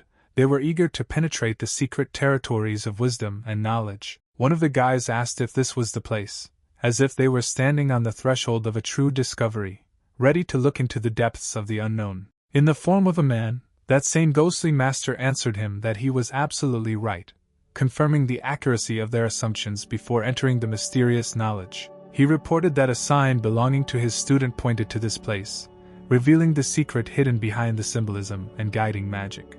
A man standing nearby commented that this was good, expressing approval or agreement that events were developing in the right direction. He was interested in which side was starting. He expected that the beginning of events would determine the further course of an intriguing drama or battle. In general, the Heavenly Valley has much more combat experience. In addition, it is the representatives of the Heavenly Valley who show respect for elders and love the youth, emphasizing their value and traditions.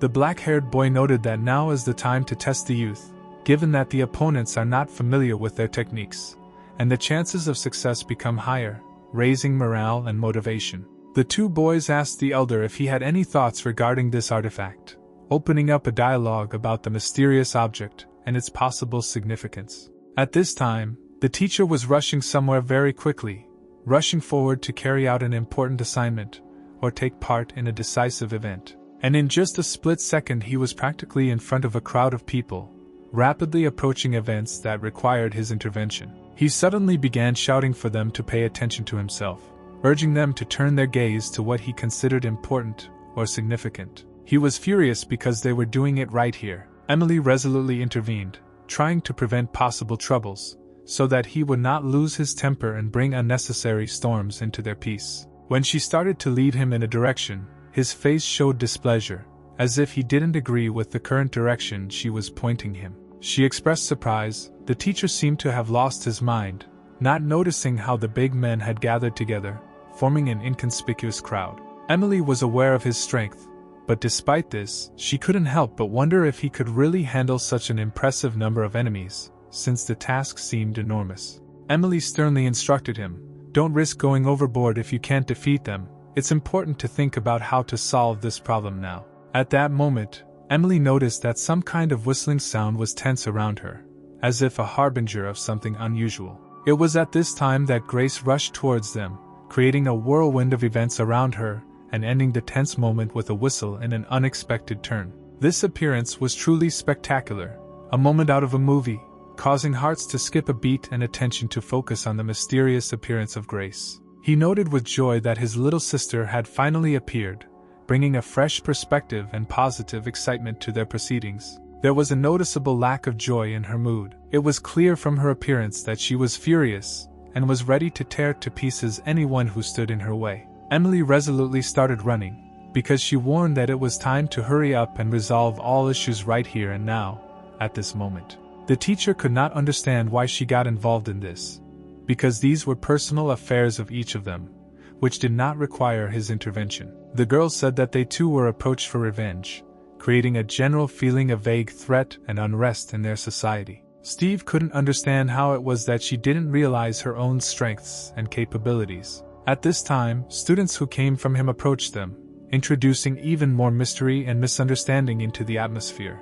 Albert asked what the teacher's plans were, and what he was going to do in this situation. He began to explain that he was trying to avoid unnecessary problems, but there was a group of chickens that needed to be put in place. However, they should not care. Logan stated that they really didn't care and that everyone would be able to resolve this situation without undue complications. The teacher replied that then she would leave it on their shoulders, leaving the students to solve the situation on their own. Grace continued to insisting that they would undoubtedly pay for this, as if anticipating the coming consequences. Having avoided marriage, she clearly expressed her opposition, warning that in case of any problems they should not interfere in her affairs. The guy reassured his sister, saying that she had nothing to worry about, because no one was going to run away. The master noticed that returning was in her own interests, saying this as if revealing part of the secret that could influence her decision. Grace stated that she refused to return, as if to reinforce her decision to remain independent and free.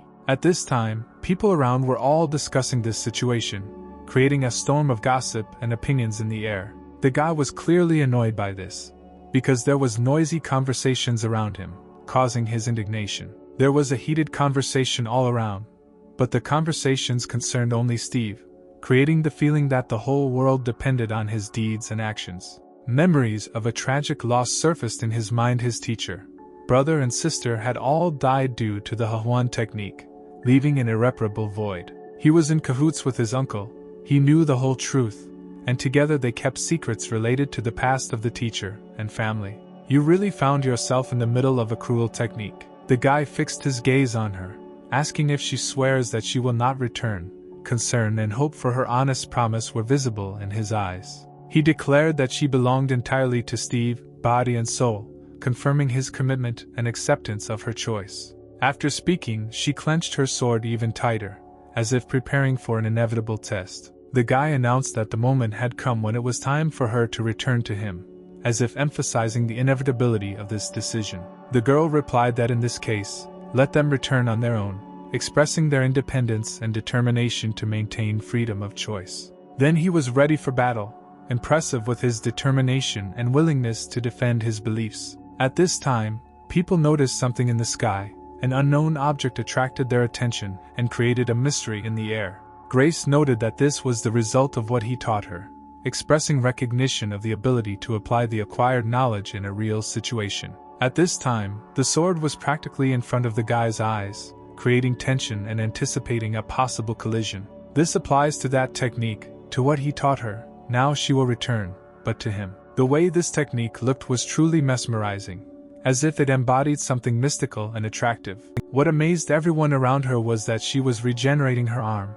Her ability was extremely ruthless and baffling. The man warned that if she dares to spread rumors and slander his heart, he, too, will not stand aside and will take up the task of hanging noodles in people's ears. Now you are a man, ready to attack. Tension and readiness for decisive action were in the air. He noticed that this is where strength and spirit lie, and he remained silent. Inner strength does not require unnecessary words. The teacher, nevertheless, managed to catch the girl, demonstrating his dexterity and skill in the art of restraint. It became known that Steve had promised an upcoming punishment, and there was tension and anticipation of inevitability in the air. There are also children who allow themselves to be rude in conversations, so it would be better for them to refrain and remain silent for a while. He noted that this girl was really stubborn, adding to the impression with her perseverance and independence. And now it was Steve's turn. Tension and anticipation of his next actions were in the air. All the students noticed how Emily very carefully held the girl,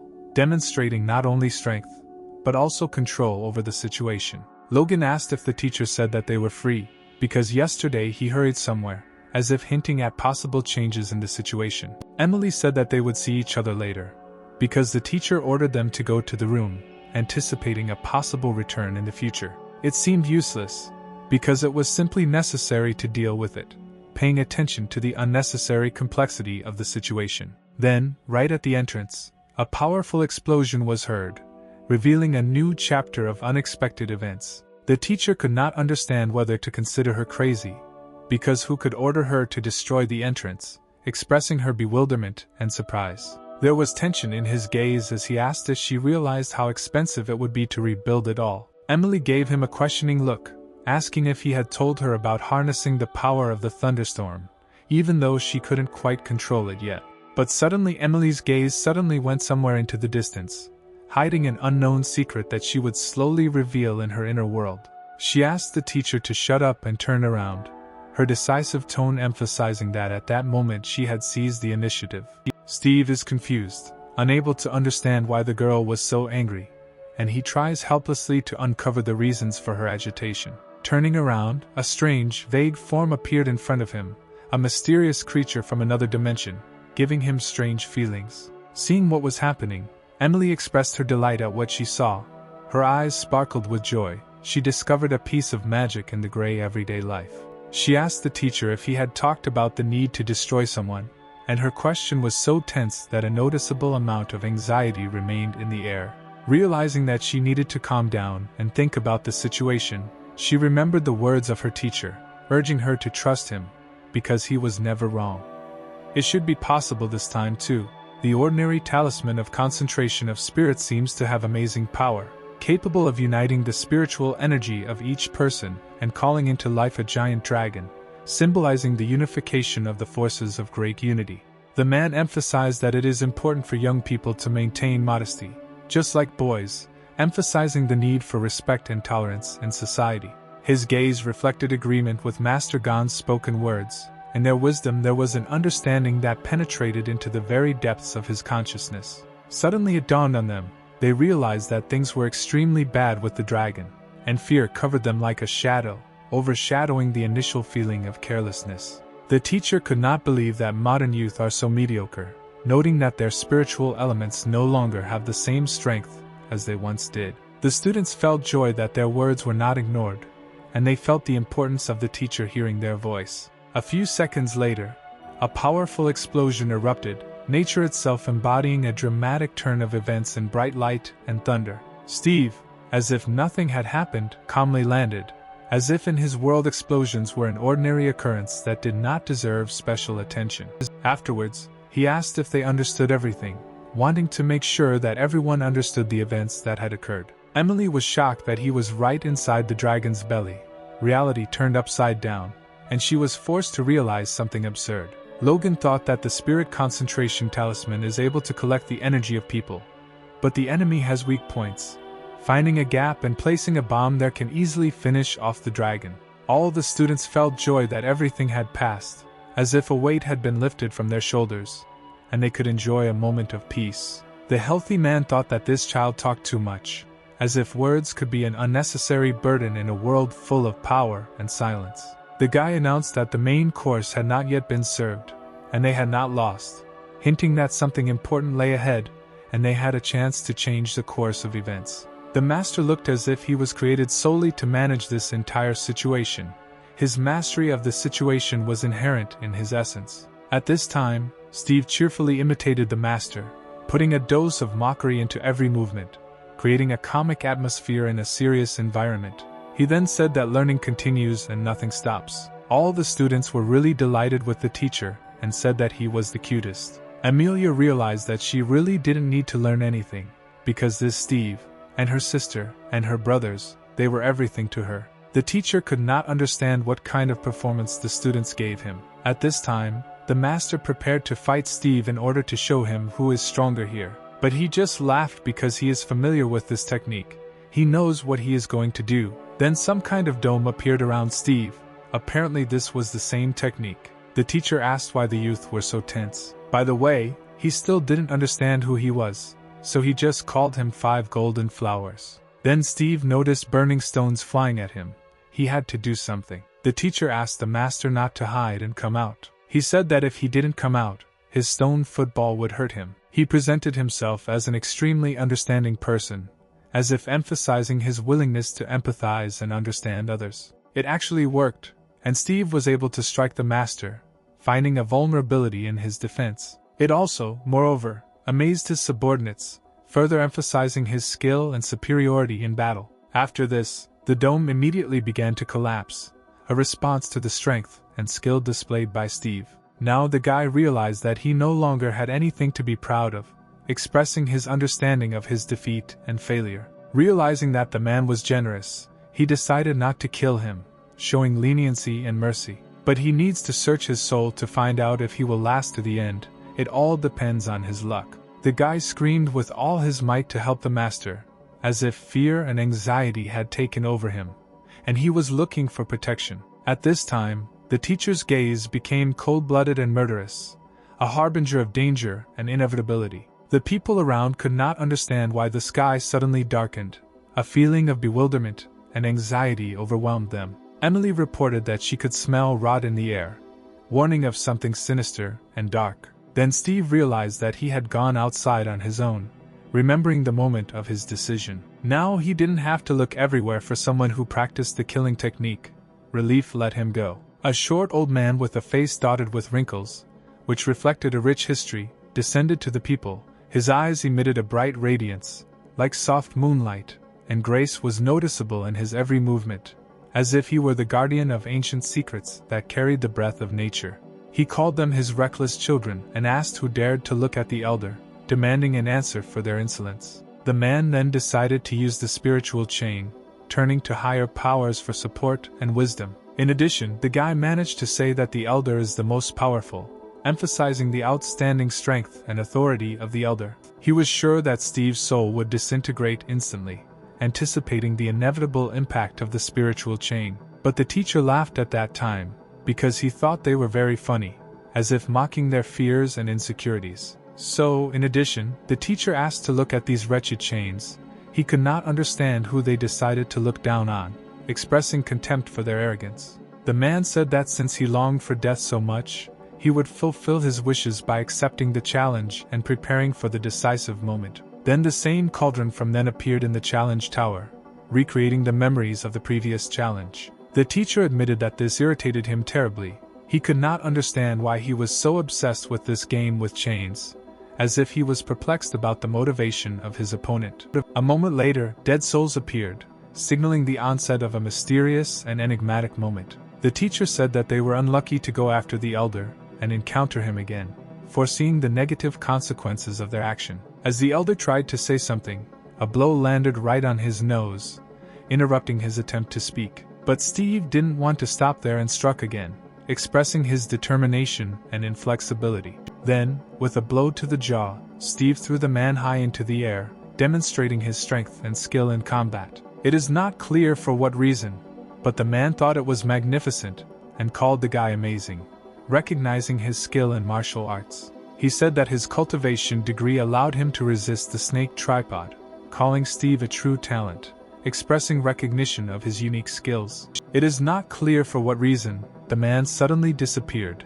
adding mystery to what was happening. The teacher realized that he was still hiding the teleportation device, revealing the secret of their meeting. When Steve turned around, he saw almost all the people present being pulled into this cauldron, testifying to the influence of his magic. The man said that they would be honored, and when he regained his strength, he would destroy Steve, challenging him and expressing his confidence in victory. Of course, the teacher did not take these words seriously, rejecting the threats and demonstrating his confidence in his strength. But he couldn't understand how a person like him could be destroyed by such sophisticated technology. Doubting the threat was real. It just so happened that he knew another excellent technique, highlighting his mastery in the art of wrestling. The man suddenly began to be pulled into something unknown. he became a victim of the mysterious forces of the teacher's art. A moment later he found himself in some place unknown to him, chained, faced with a mysterious movement. Of course, he was furious with the guy, expressing his indignation and dissatisfaction with what had happened. Steve asked if he had woken up yet, showing concern for his condition after the teleportation. Then, with a wave of his finger, he beckoned the man towards him, demonstrating his power and control. Steve asked if he was comfortable here and said that he would allow him to die before his suffering began, expressing his merciful willingness. He then put on an innocent expression, playing at masquerade and hiding his true intentions. The elder asked what he was going to do and asked if he knew who was behind him, as if probing his intentions and solving the mystery of his support. He began to say that even if the guy had heard of someone, he would not understand how influential the sect was before the eras and the current ruler, as if revealing to him the secrets and history of the power of the elders. Everyone has heard about Emperor Wen, who has a great reputation. Under his rule, art flourished, and an aura of nobility was felt everywhere, as if one were inhaling the air of sublimity. He began to mock him and ask again about this emperor. It turned out that the elder studied with this man, and accordingly Steve asked whether he knew that in those years a girl named Alice was killed with this technique. The man could not understand how Steve could know about this because in those years the man removed the possibility of disseminating this information. All because, as it turned out, it was Steve's sister. When the elder realized that Steve was also from the sect, he could not understand who was really standing in front of him. Steve asked, didn't he just talk about this? As it turned out that the emperor was him. Of course, the elder could not believe it. No one in the world would dare to call the emperor by name. He had not heard this name for a long time. He recalled how the emperor told him that the meridians and cultivations were destroyed, and asked whether he would let him live. That night he killed many, and killing again would only hurt his heart, and Alice wouldn't want that. The guy said that he could only promise his father that he would leave his dog's life, but only for a while. He asked him to pull himself together, and said that the teacher would send him so far away that he would never see him again. At this time, the guy's gaze was very angry and furious. The elder could not believe it because he was sure that they had died then. Steve said it was because of his teacher that he allowed him to live to see this day. The elder really still couldn't believe what was happening. Steve said that he would undergo a soul cleansing. He would let him feel all this pain. He decided to rid his eyes of this. It had been 500 years since his sister was killed, and today was the day her death was finally avenged, as eternal debt and family memories shifted the power of time. On the second day, the teacher simply wandered aimlessly, as if following an invisible path that only he knew, arousing curiosity and a secret feeling of admiration among the students. At some point, he suddenly felt as if the air was filled with something invisible, forcing him to slow down and listen carefully to the mysterious vibrations around him. They shouted to Steve that they had come to save him, and at that moment his heart sounded like a loud drum beat, suddenly filling the air with an incredible feeling of salvation. And suddenly a loud explosion thundered, causing the world around to freeze in deafening silence, as if time had stopped, looking questioningly at Steve. Of course, the teacher flared up with anger, not understanding who dared to save with an explosion, and genuine bewilderment flashed in his eyes, as if he had witnessed a mysterious plot. As it turned out, it was the teacher's son who believed that Steve's destruction of the enemy was good, and a proud statement flashed in his eyes, like a prophetic dream coming true. Passionately heated, Steve said in rage that if the teacher's son does not stop blowing up everything around him, he himself will become a living explosion, leaving him bewildered and warning him of the consequences. But at the moment the guy said that he had brought two important things and offered to look at them. Steve, fueled by inner excitement, could not wait for the moment when a new weapon would appear before him, a divine gift that promised power and undeniable strength. The guy insisted that the teacher personally familiarize himself with the weapon, warning that it instantly absorbed energy, a greedy predator waiting for its share of power. Becoming confused, Steve could not understand why exactly he had made the decision to give this weapon to her, his inner compass guiding him to this inexplicable choice. Asking him not to forget that she was still his student and niece, Steve warned, recognizing the weapon as her destiny, as if the power of will and decision in this matter lay beyond human influence. In the absence of fresh news about his friend at home, he begged the guy to tell everything necessary, assuring that his brother would take responsibility, and carry out all the instructions. Tell him that 15 boxes are enough for him. Last time he received 10, but now the difference between 10 and 15 already seems huge and important. Of course, the teacher agreed to such conditions. Understanding flashed in his eyes that this choice could play a key role in the inevitable events unfolding in their lives. Then they went to collect his reward, full of determination and excitement, ready for the next stage of the adventure, which could change their destinies. When the teacher arrived, he was immediately received with a hug from Emily, who expressed her excitement and joy in words, remembering how her heart was worried. He showed her the new weapon, claiming that it was originally meant for her, part of her destiny, and now she must take it into her hands. He invited her to question the second brother, emphasizing that in his presence she would be able to receive additional answers and clarifications. Steve suggested that the girl take advantage of this opportunity, emphasizing that a conversation with her second brother could shed light on her questions and help her understand the current situation. She then immediately took the weapon into her hands, feeling that it had become part of her destiny, and determination flashed in her eyes, ready for new challenges. For unknown reasons, but for a moment, the cutting of the weapon glowed, a harbinger of something unusual or mysterious, awakening curiosity and excitement. It was clear from the expression on the girl's face that she was slightly confused, having encountered an unexpected moment that knocked her out of her usual rhythm.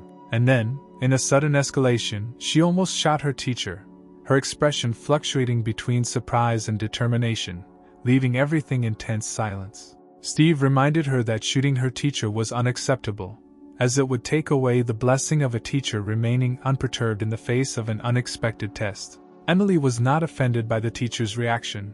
There was amazing confidence in her calm voice. Her inner wisdom helped her understand the essence of what was happening. Steve couldn't understand why she was crying so much. His eyes expressed concern, because Emily's secrets and emotions remained unsolved. She began to say that since she became his student, she had always followed him.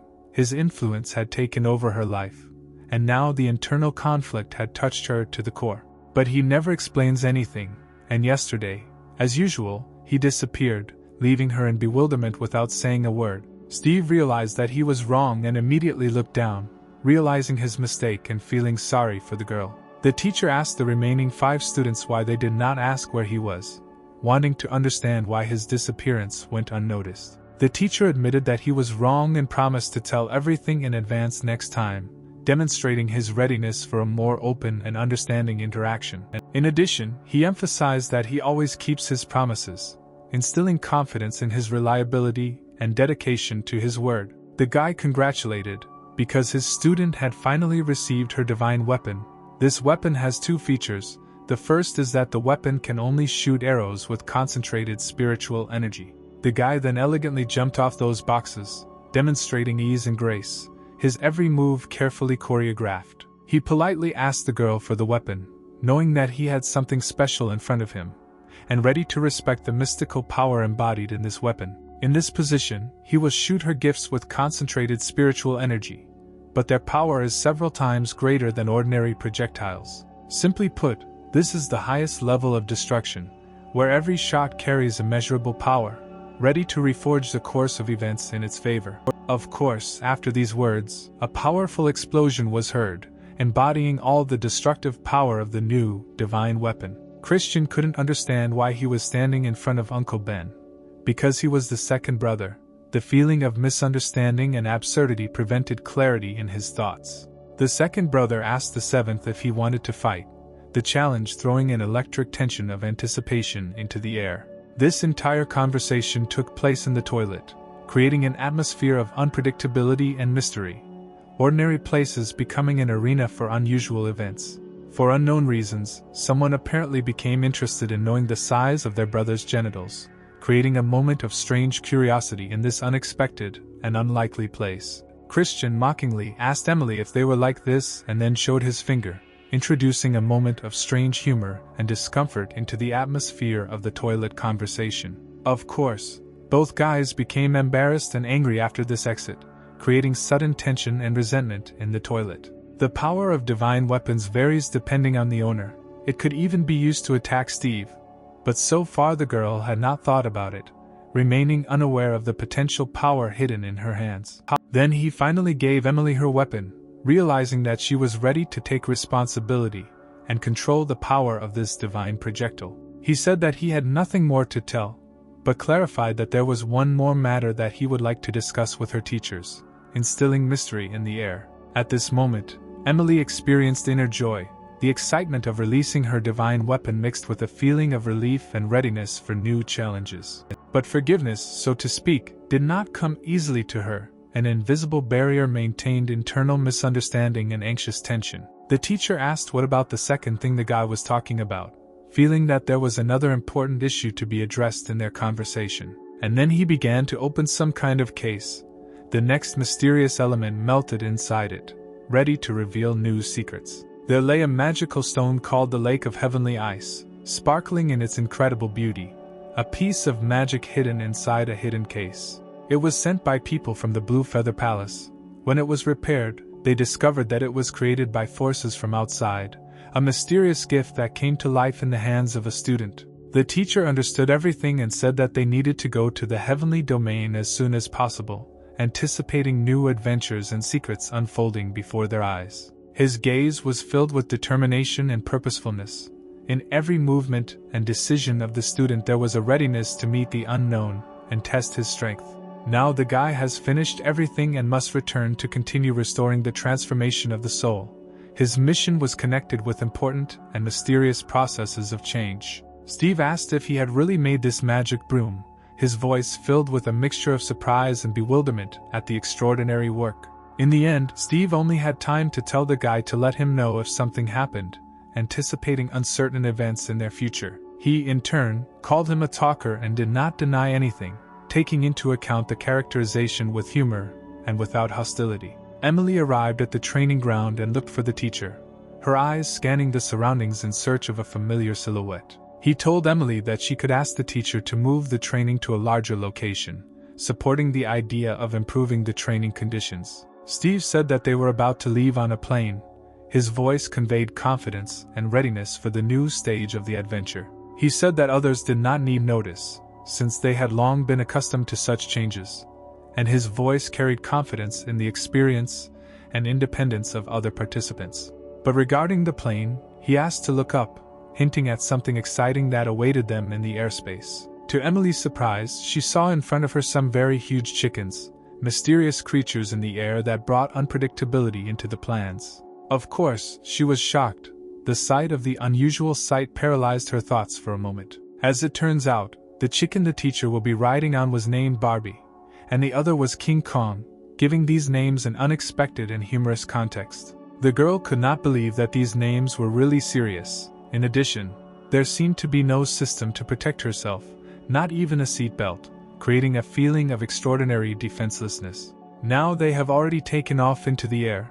The moment of takeoff brought exciting uncertainty and a feeling of lightness mixed with anxiety. Emily politely asked the hen if this male was her boyfriend, trying to unravel the mysteries of the animal world in this incredible flight. And she replied that this was her respected husband, who introduced a playful note into the general atmosphere of this unusual flight. Of course, Emily was slightly embarrassed by this answer, faced with an unexpected and unusual situation. Steve said that this time they were flying to a heavenly domain, and there was some excitement in his voice before the upcoming adventure. The hen told the teacher to give her the flower he had taken from the master, expressing his demands with a touch of refined authoritarianism. Steve was a little nervous after this. The unexpected situation caused him some anxiety and uncertainty. Barbie asked if he took the flower, expressing interest in the details and concern that something important was missing. The teacher immediately began to very clumsily deny everything, trying to avoid responsibility for taking the flower, and his refusal seemed extraordinarily ridiculous. Barbie informed King Kong that they were returning because the teacher did not bring a flower, conveying information about the failed mission and causing disappointment. And they really began to return. The heavenly flight was interrupted, and the return to Earth meant the end of this unusual episode. At this time, Grace woke up. The awakening occurred at a key moment, introducing an unexpected twist into what was happening. Emily told Grace not to worry and not okay. She was just seasick. The people outside were beaten by the old fool and the elders, and she offered to stay to heal her wounds. The girls simply thanked them, acknowledging the help and expressing gratitude for the offer of help. The look of Emily and Steve was understanding. Their eyes reflected mutual understanding and support in a difficult moment. She said that she would leave as soon as she recovered from her injury and would never cause them any trouble again, expressing her determination to change the situation and end her journey with gratitude. Or she started saying that even if she recovers from her injuries, her cultivation is destroyed, she lost her arm, it is very dangerous to go out. The teacher nevertheless gave the go-ahead for the girl to stay, showing compassion and approval of this decision in a difficult situation. After this, he took out some kind of ring and showed it, introducing a new element into the conversation that could change the course of events. He said that if Grace took part in this apprenticeship, she would become his 7th student, offering her new perspectives and opportunities. After this, his academy will have her back, providing protection and support in the next stage of her education. Grace was already in a new look, symbolizing the beginning of her new stage of learning and transformation under the guidance of this teacher. So, she looked much better and fresher. Renewed energy and self-expression gave her a new appearance. The teacher said that there was something else important for her, and suggested that she go, preparing her for the next important stage. Emily could not understand what could be so important between two people that they needed privacy, leaving her at a loss as to the essence of this conversation. Emily could not stand the screams from Grace and decided to ask if everything was okay, showing concern and desire to understand the situation. When she saw what she saw, she was in shock, faced with an unexpected and stunning discovery. As it turned out, she now has a new hand. Something amazing and innovative has happened in her life. Emily happily hugged the girl and exclaimed that her hand was simply amazing, causing her admiration and joy, revealing the uniqueness of the moment. The teacher sternly instructed them to stop what they were doing, insisting that they set out immediately, emphasizing the urgency and importance of following directions. Emily easily convinced Steve of the importance of taking the girl with him, emphasizing that her presence would add charm to the adventure and help create a unique atmosphere on the trip. Everyone was worried about only one thing: how Logan had suddenly appeared among them, causing them to speculate about the mysterious origin and impact of his presence on the upcoming adventure. He warned the teacher that she was acting strangely, raising questions and causing concern, creating an atmosphere of mystery and unpredictability in the school. Steve asked Barbie to turn around slowly, drawing attention to her movements, wanting to unravel the secrets hidden behind the turn in her gaze. Steve approached the youngest student, encouraging her to open up and asking her to speak up if she felt uncomfortable, creating trust in the group. She also began to express her observations, noting that Katie's eyes seemed extremely sad, revealing the character's inner world and emotional experiences. He could not understand how he managed to wake up so early, feeling a slight confusion in time and trying to unravel the mystery of his early awakening. He declared that she should go to the extreme heavenly realm with her teacher, opening before her the path to unknown adventures and spiritual development. There was, frankly, something unhealthy in her gaze, creating an image of mystery and anxiety. Hidden difficulties and secrets were reflected in her eyes. Logan assured that as long as the girl was with the teacher, they had nothing to worry about, emphasizing the teacher's protective aura and creating a sense of safety around the group. Albert asked for a way to open the bottle, creating a moment of surprise in which everyone began to look for a creative solution to solve this problem. Then, without uttering a word, he decisively began to walk away, leaving the mystery of his next step in the air and arousing the interest of those around him. In the rising evening light, Logan, anticipating a temporary revival, warned of an imminent calm. The new younger sisters who appeared aroused interest, and the teacher, gathering them under his wing, filled the space with life and mysteries. At this time, the heroes were already in the polar sky, the expanse of a snowy field in the far east, where the magic of the moment merged with the cold beauty of the surrounding landscape. The silver ice flower given by his sister seemed to still be there at that moment in the polar sky, radiating magic and tenderness in the fragile winter atmosphere. The teacher forced the chickens to land at the foot of the mountains, imposing his power over the creatures of the air and creating a majestic picture of the conquest of the recalcitrant skies.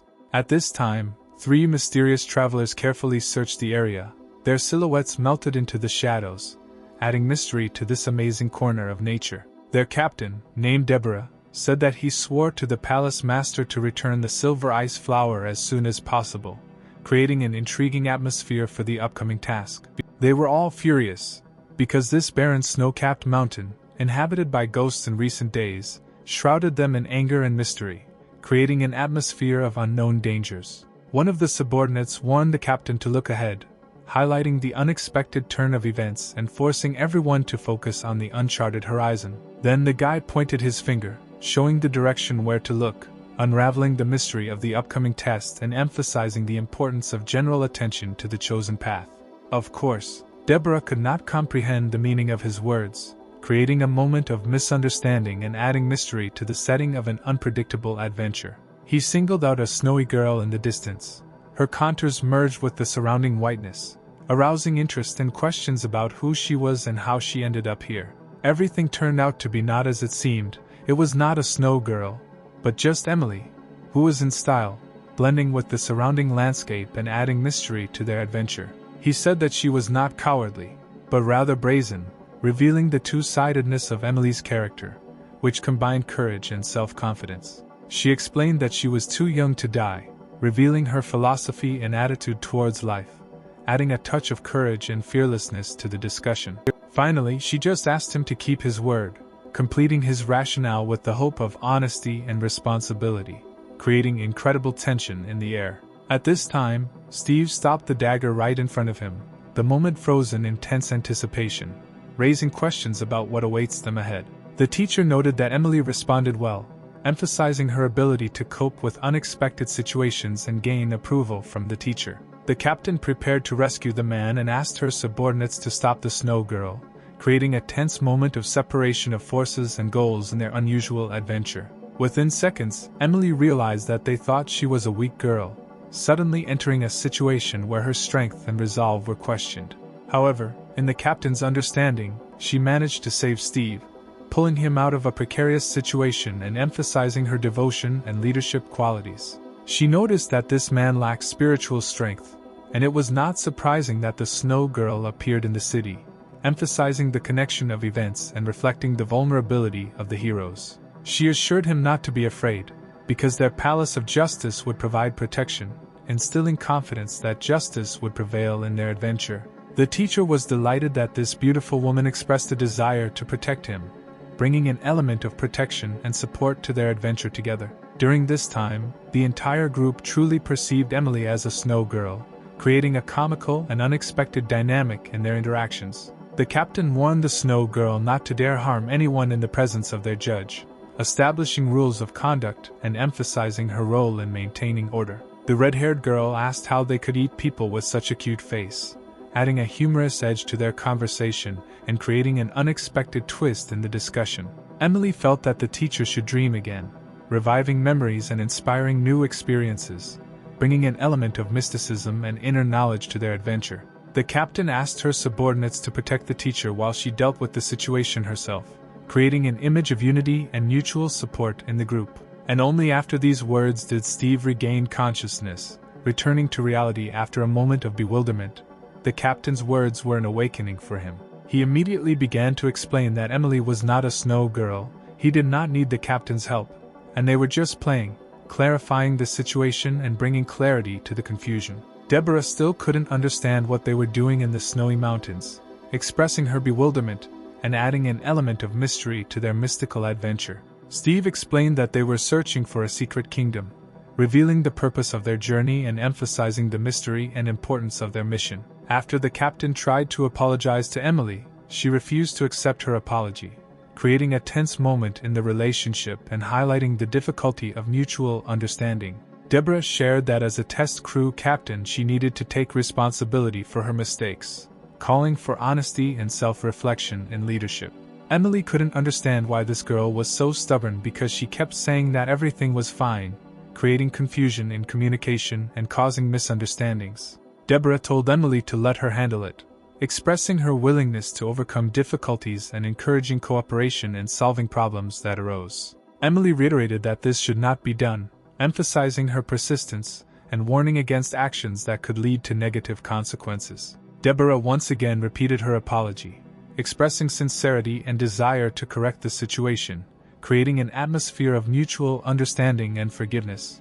And Emily once again stated that this was not necessary, emphasizing her decision and refusal of the offered apology, supporting her point of view. There was a feeling that this confrontation would be eternal. The two sides collided in a struggle that did not foretell a quick end. But Emily no longer continued to deny, creating some shift in the dynamic that could indicate a possible reconciliation or understanding in the future. The girl said that as a sign of her gratitude, they would accompany them, otherwise they would not be able to get out of here alive, adding a mystical flavor and new aspects to their journey. The teacher said that he then counted on them for the rest of the trip, emphasizing the importance of their presence and responsibility for the success of their shared journey. The girl expressed her joy in meeting the teacher, adding a note of friendliness and the possibility of improving relations in the group. The group, now numbering 6, then set out on a journey, bringing their diverse community to life and highlighting the beginning of an exciting journey. The teacher announced that they had already arrived, revealing the mystery and speed of their journey, causing interest and surprise in the group. Emily asked if the story the teacher told was a fiction, and if the child he was looking for was a fictional person who added mystery to the plot. Subordinates asked the captain why they felt like something was wrong, causing dissatisfaction and raising questions about the mysterious aspects of their voyage. I couldn't understand how it was possible to find the secret kingdom so easily.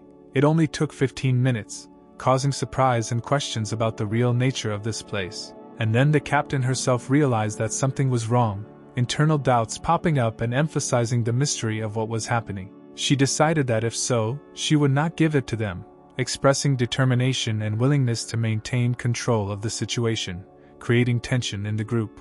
The teacher said that since they did not believe, they should just go up and see for themselves, inviting them to check with their own eyes and resolving their doubts. The girl told him to let her open the way, offering her abilities and instilling the idea that she could solve the problem. And so, just like that, the girl entered the secret kingdom, confirming her words and opening the door to a mystical world that had previously remained inaccessible to the group.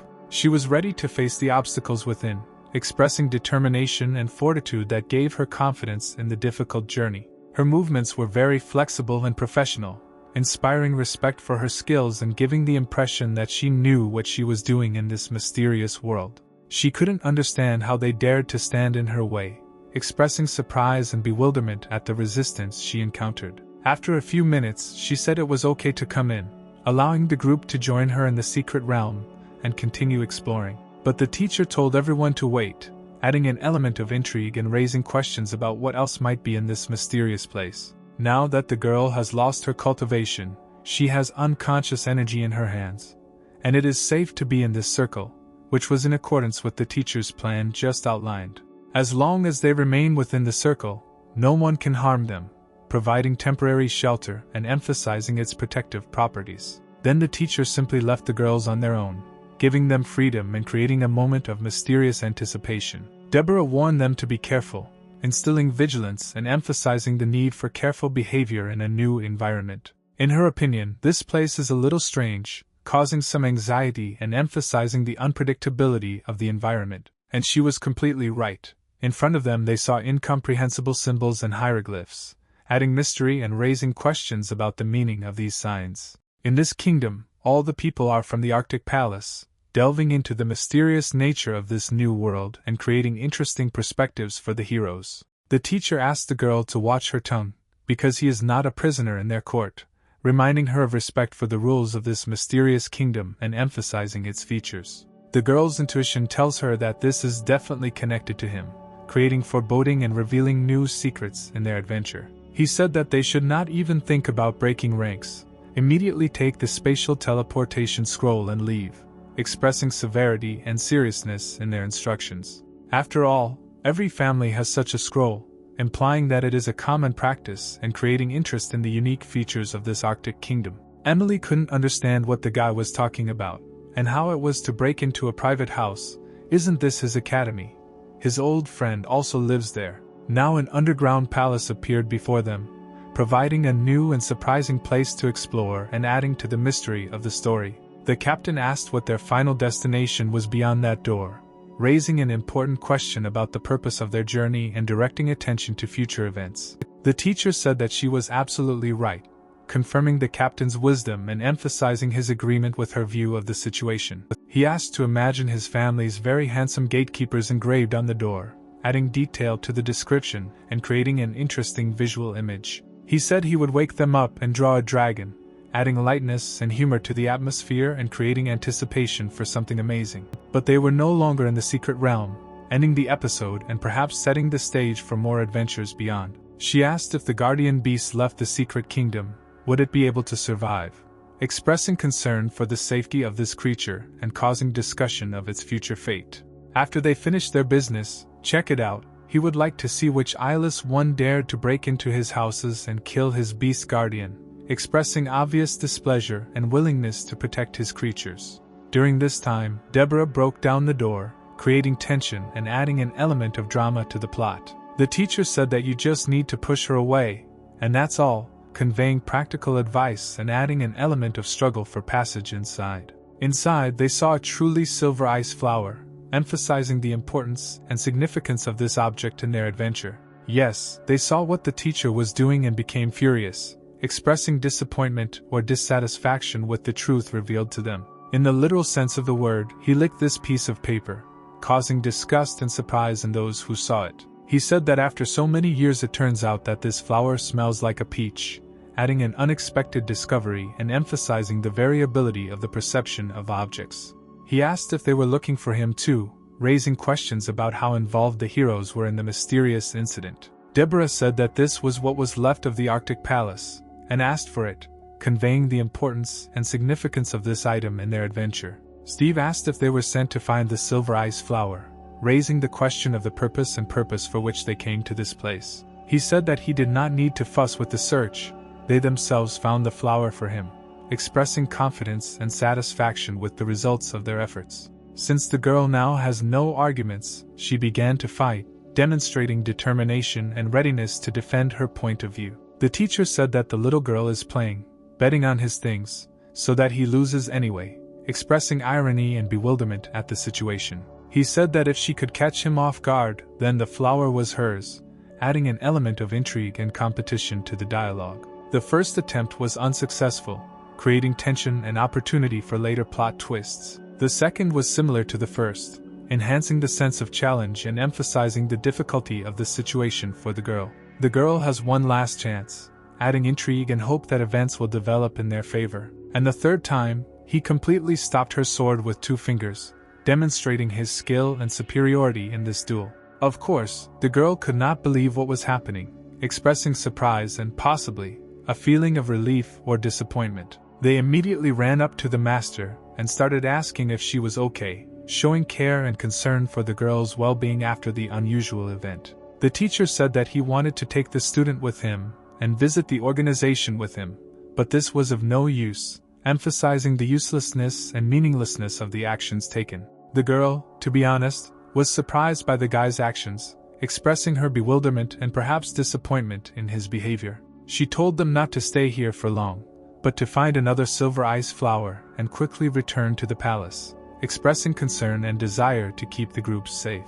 Amelia said that the teacher told her that the ice silver flower was peach-flavored. She asked where she could try it, expressing interest and desire to know more about the mysterious flower. The teacher said that if she wanted to try, she should wait until he returned, creating anticipation and emphasizing the need for patience. Steve told her to go and get her sisters, handing over responsibility for the girls and showing concern for their safety. She returned to the girl and reported that everything was fine, bringing calm and relief after solving possible problems, restoring harmony and peace in her soul. And Kite at this time became very ill, causing anxiety and adding an element of tension to the general atmosphere.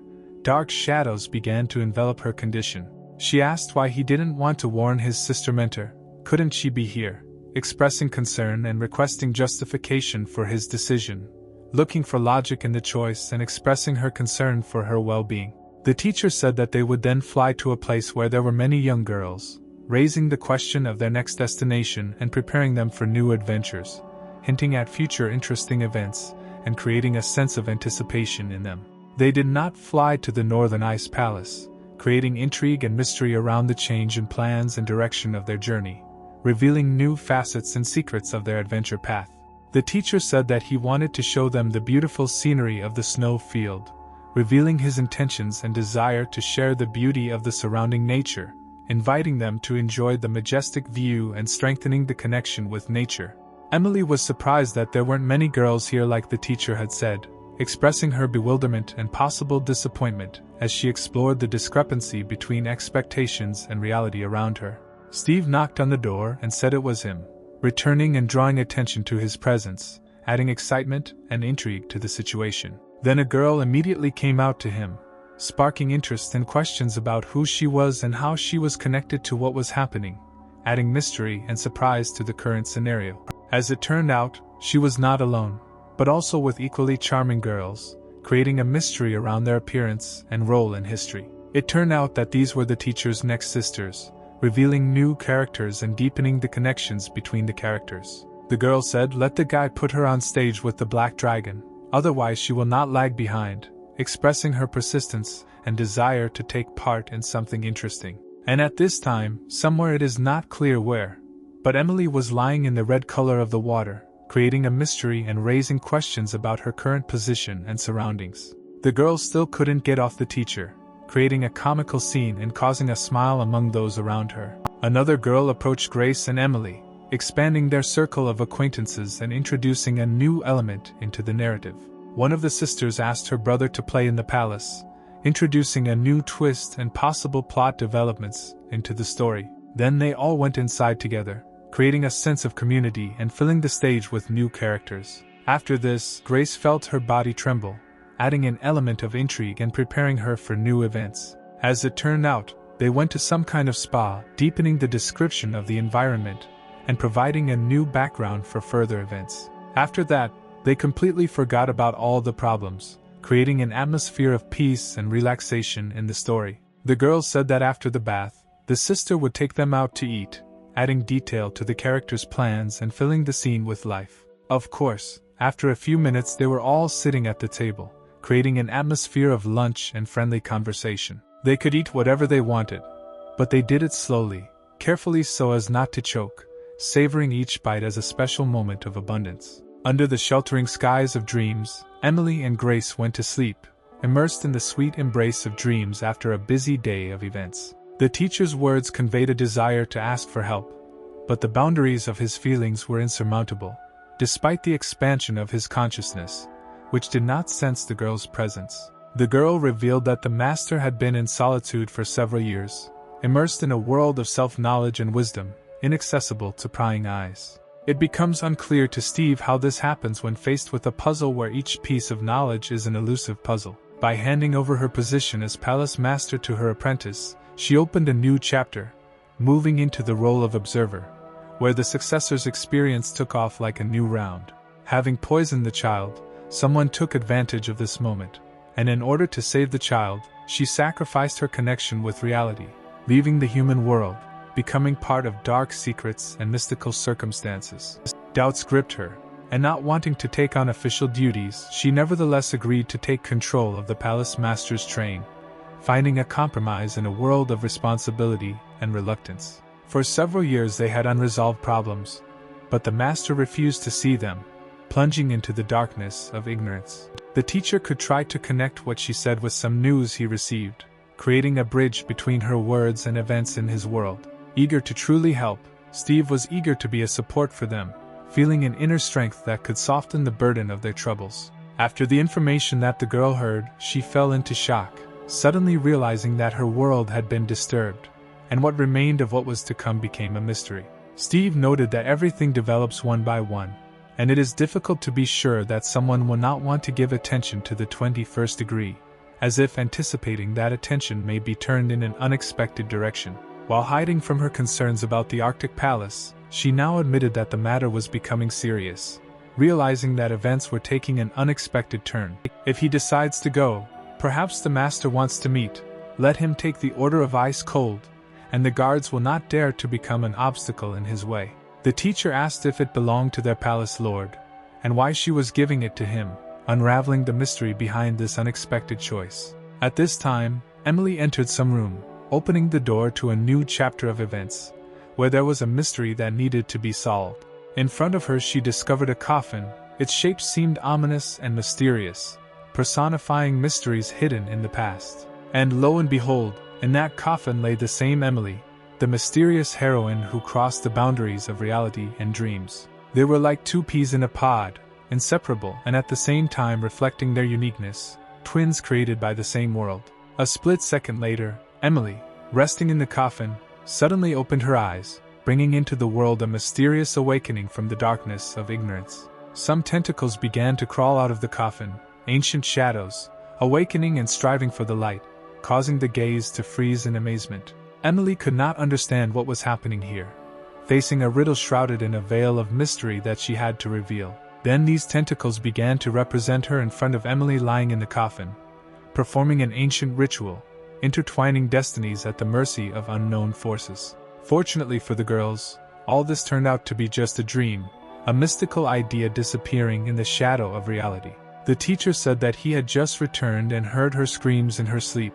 Asking what she was dreaming about, he penetrated into the mysterious recesses of her dreams. She began to say that in her dream a girl similar to her lay in an icy, bloody coffin, like a harbinger of mystical secrets hidden in the subconscious. The teacher told her not to be afraid, explaining that if she dreams of something negative, then something favorable will happen in reality, encouraging her with bright prospects. Emily agreed with Steve that there could not be another one of her in this world, recognizing the uniqueness of her personality and understanding that everyone has their own uniqueness. Today is the full moon, and he decided to talk about the quiet moon technique, putting into these words a share of the magic that comes with the light of the moon. Grace reported that the sixth sister had an unstable emotional state, and someone should stay with her. She unraveled the subtle threads of the inner world of her family members. The teacher nevertheless decided to spend the night with the student, creating a moment of mutual understanding and support in the darkness,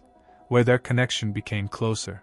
Emily invited them to play a real test, a challenge that they had to accept in order to reveal the secrets of their own destinies. Asking her to do without the tests, he pointed out the late hour and her unbearable insomnia, calling for peace and tranquility after midnight. Emily decided to ask the question first, taking the lead and opening the way to unraveling the mysteries that lay hidden in their shared past. The teacher tried to predict her question, reading the unspoken thoughts in her eyes, preparing for an answer that could change the course of their destinies. Emily was amazed, because she had not even had a chance to ask the question yet, marveling at how the teacher was able to anticipate her unspoken thoughts. She felt puzzled as to who gave her permission to play pranks, and why anyone would even decide to speak up, exploring the hidden motives behind these unexpected actions. The teacher's next question was, and he asked if she had come here because of the transmigration of souls, revealing the possibility of supernatural forces in their meeting.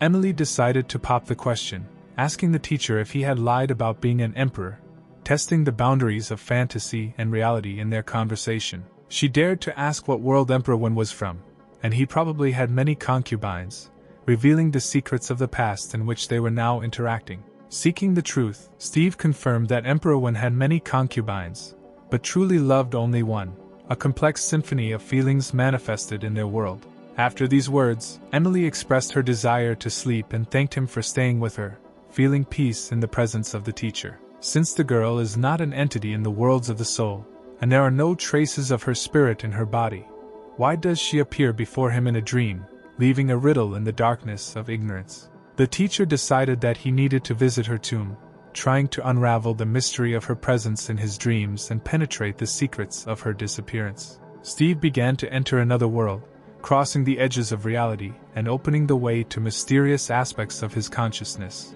And in a split second he was already where he should have arrived, instantly overcoming spatial barriers and being transported to another world. Noticing that nothing had changed, he realized that this world remained unchanged, remaining in harmony with his inner realities. Most likely, he has already mixed everything up, and Emily has nothing to do with him, realizing that her own mistakes led to misunderstandings. Before this happened, he decided to look into the Northern Ice Palace, meeting with the princess, entering a new episode of his journey. Deborah could not understand what Steve had forgotten here. She peered into the secrets of his appearance in the Northern Ice Palace. By immediately asking if she had managed to find the silver ice flower, he raised the question of her success in the search, exploring the key moment of their meeting. The girl standing next to him felt slightly confused by this meeting, encountering an unexpected turn that disrupted the routine of her day. The girl suggested that since the captain already knew him, why not take him to an audience with the owner of the palace, creating the opportunity for an unexpected turn of events. The girl said that the owner of the palace was currently secluded, and if he wanted to meet with him, let him come in 7 days, setting a time frame for the upcoming meeting. The master was surprised by this coincidence, feeling that mysterious forces were interacting, directing his steps in unexpected ways. The captain told the gentleman that she had collected 5 silver ice flowers. He replied that with their help she could avenge her mother, opening up a new path of retribution for her.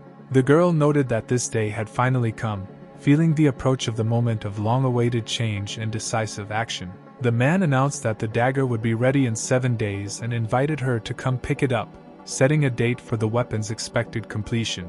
As it turned out, it was her father, and she wanted to report something to him.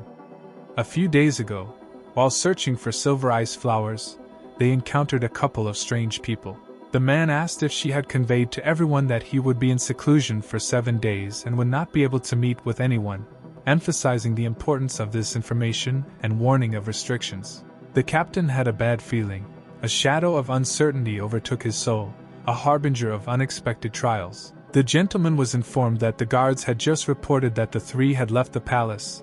The sudden disappearance caused dissatisfaction and concern. He sent his subordinates after them, sending them on a chase to unravel the mystery of their sudden departure from the palace. The man thought it was very good, having caught the moment when events began to develop in the right direction. Emily greeted the teacher with excitement in her eyes, raising questions that troubled her mind, and the teacher, in turn, listened to her carefully, ready to reveal the secrets of the history that connected their lives. Steve urged them to hold on tight, anticipating the inevitable trials that might lurk, and trying to give them a sense of confidence in the power of unity. Yesterday, while immersed in meditation, he discovered something funny in the Northern Ice Palace, revealing secrets hidden in the silence of his inner world. It is unclear for what reasons, but a moment later at night there was a huge explosion. Unknown forces burst into their world, disrupting peace and security. When Emily woke up, she immediately began to look around for everyone, trying to find out what had happened and assess the general situation around her. Grace was surprised that Emily was okay, since even these flying chickens felt sick, expressing amazement that the girl remained unharmed during the strange event. Emily began to call the teacher, announcing his name with an alarming appeal, looking for support and clarification in an incomprehensible situation. And Steve at this time admired the snow and said that it was very pleasant, enjoying the moment of the beauty of nature even in a situation of unexpected events. As it turned out, this explosion was not accidental, and 3 mysterious figures appeared in front of the main characters, suddenly bursting into their world with the goal of something unusual. One of them turned to a certain Edward, asking if he was offended by his joke, hinting that what had happened could be part of some mysterious game. The teacher did not expect that it would turn out to be a bunch of idiots, expressing their dissatisfaction or disappointment due to the unexpected turn of events. One of them asked if any of them knew a verse, offering an unusual way to determine their identities or intentions. He explained that the 3 of them represent flower warriors, symbolizing different worlds, introducing the heroes into the mysterious reality of their own adventures. The teacher decided that they should be destroyed immediately, assessing the threat they posed to the safety of his students and the surrounding world. The girl from this group considered herself the most beautiful, carried confidence in her unsurpassed appearance, putting her individuality at the center of attention. When he imagined that same Edward, he asked him to hurry up, feeling a growing impatience or urgency in the events developing around him. But the guy presented himself very impressively, adding sophistication and charisma to his personality, standing out among others. The teacher and students immediately almost vomited from this performance, causing them physical displeasure and rejection of the guy's proud parade. The guy was offended that they insulted his beauty, perceiving his appearance as something valuable and vulnerable that requires protection. The teacher said he felt so disgusted that he became a little nervous and asked if the girls were okay, showing concern for their well-being in the context of the unpleasant episode. Emily noted that they were too strong and suggested that they not participate in the fight, as her presence, in her opinion, would only hinder them, showing her modesty and respect for their strength. In addition, Grace was also in no condition to fight right now, clarifying that even additional help from her would be impossible in this situation. But Steve said that they do not need to recover quickly, because their real treasure is not the teacher, emphasizing that true value lies elsewhere. He said that once their energy begins to run out, have them finish the fight as quickly as possible, reminding them of the importance of using their powers effectively in a duel. They have until midnight, setting a deadline for the battle to end and giving it an element of tension and time pressure. The teacher then proceeded to beat the first one, beginning to carry out his decision and demonstrating his determination to fight for his students. Steve pointedly asked if he could do him a favor, expressing a mocking confidence in his strength and readiness to cope with any challenge. Of course, then the guy got hit right in the face, a clear indication that Steve's request did not leave his opponent indifferent, and was met with an appropriate response. Steve said that his students would train on it, offering their charges as worthy opponents, emphasizing their strength and skills in martial arts. Edward asked Dream Girl to stop the teacher, initiating an intervention in the battle and seeking to stop the violence that was unfolding before their eyes. She couldn't believe it, because in the Void stage, people couldn't create magic circles, and she definitely wouldn't be able to stop him, revealing the limitations of her abilities in this context. Steve admitted that it had been so long since he played with the children of the sacred period. His hands were itching, expressing his joy and impatience to once again experience the joy of communicating with children during the special period. Edward was sure that the guy was equal to him in strength, preparing for the fight and waiting for a worthy opponent in Steve. Then he was ready to give him his attack, being in a state of readiness to retaliate in this intense duel. The teacher was not against shooting, accepting the challenge to a shootout and preparing for a fierce confrontation. Edward couldn't understand where Steve got this magical weapon from, feeling surprised and bewildered by the sudden appearance of the mystical weapon. The teacher said that this blow was able to break through his barrier, and his magic weapon was not bad, discussing the characteristics of the weapon and its effectiveness in battle. He had very immediate reactions, highlighting his outstanding skills of perception and ability to react quickly to events in a combat situation. You could only wonder what kind of person possesses such powerful mechanical weapons as you peer into the mysterious personality behind this impressive arsenal. However, this was Edward's limit, expressing the limitations of his power and capabilities in this context. Edward was upset that the task was completed, because the teacher interested him, expressing regret for the end of the fight, which could have been an interesting challenge. Well, to the guy's surprise, Steve was still able to survive, emphasizing the unexpectedness of the outcome of the fight and Steve's overcoming of difficulties. The teacher stepped straight out of the smoke, dramatically appearing before his students after a violent encounter and preparing for the next stage. Steve asked Edward, not knowing that in battle it was important to make sure the enemy was dead, offering his advice on tactics in combat. He was lucky that the teacher was such an understanding person. If it had been anyone else, he would have been at a disadvantage in expressing gratitude for the teacher's tolerance and understanding. These three do not consider themselves bad people. On the contrary, having such power, the teacher could not understand why they serve others, expressing bewilderment at their motives and goals.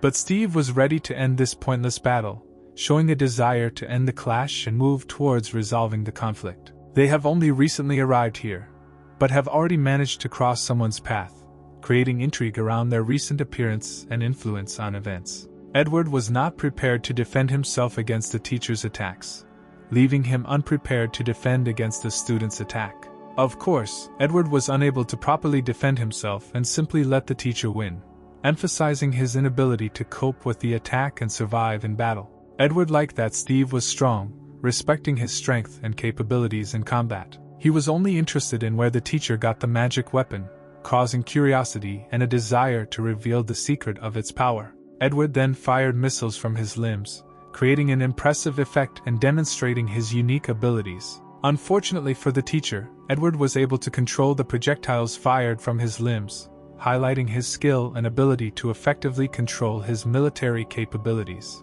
The girl believed that Edward's technique was boring and too brutal. She could not show what she was capable of, expressing her desire to show herself in a more creative and sophisticated style of fighting. Well, fortunately, the teacher was still able to break away from the missiles and approach Edward directly from behind, demonstrating his agility and ability to withstand attacks.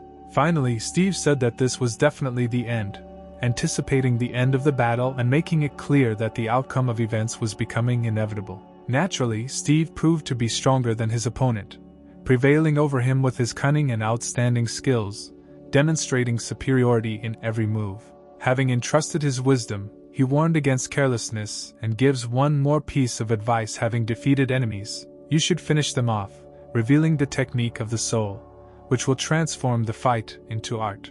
Apparently, the teacher began to feel unsure, because he suddenly stopped, slowed down, colliding with an invisible barrier, and this change in his energy overshadowed his previous confidence. Suddenly it turned out that the girl behind was working miracles. She was skillfully creating a magic circle into which she wove mysterious spells, filling the air with mysterious energy. After she ordered him to turn around, he instantly obeyed, his gaze meeting hers, as if responding to an invisible thread of their mutual understanding, a secret connection permeating their essences.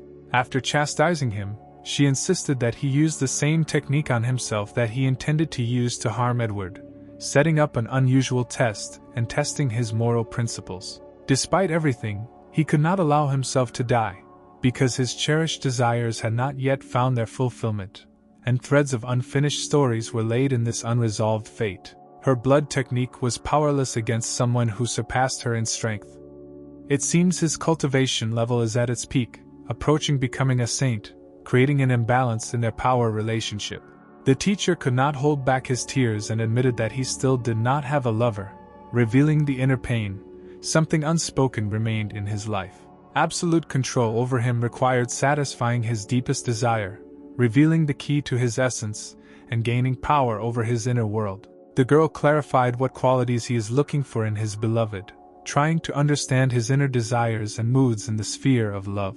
Suddenly aware, she realized that she was doing something ridiculous, laughing at her own stupidity, freeing herself from the mystical charm of the moment. And so the teacher broke free of her magic, looking at her questioningly, asking if she could bring her previous spell to life. His eyes instantly flashed with a blue glow, filled with mystical energy that expressed something deep and mysterious in his inner world. Likewise, the girl's eyes were imbued with a blue tint, reflecting in their sparkling light the secret forces that united their destinies in a magical dance. The master stated that it was at this moment that they would begin, opening a new chapter filled with secrets, challenges, and unknown possibilities. Instantly, the girl turned into the form of a cat, magically taking on a new form, full of grace and mystery, which was combined with her inner strength. He noted that this look did not meet his expectations, suggesting that cat ears would suit Emily better, creating an incredible combination of mystery and tenderness in her image. Asking her to come, he got what he wanted, and she instantly obeyed, stepping towards him, translating his commands into reality, revealing new facets of their interaction. Having started to speak absurdly, the girl suddenly plunged into the world of absurd verbal expressions,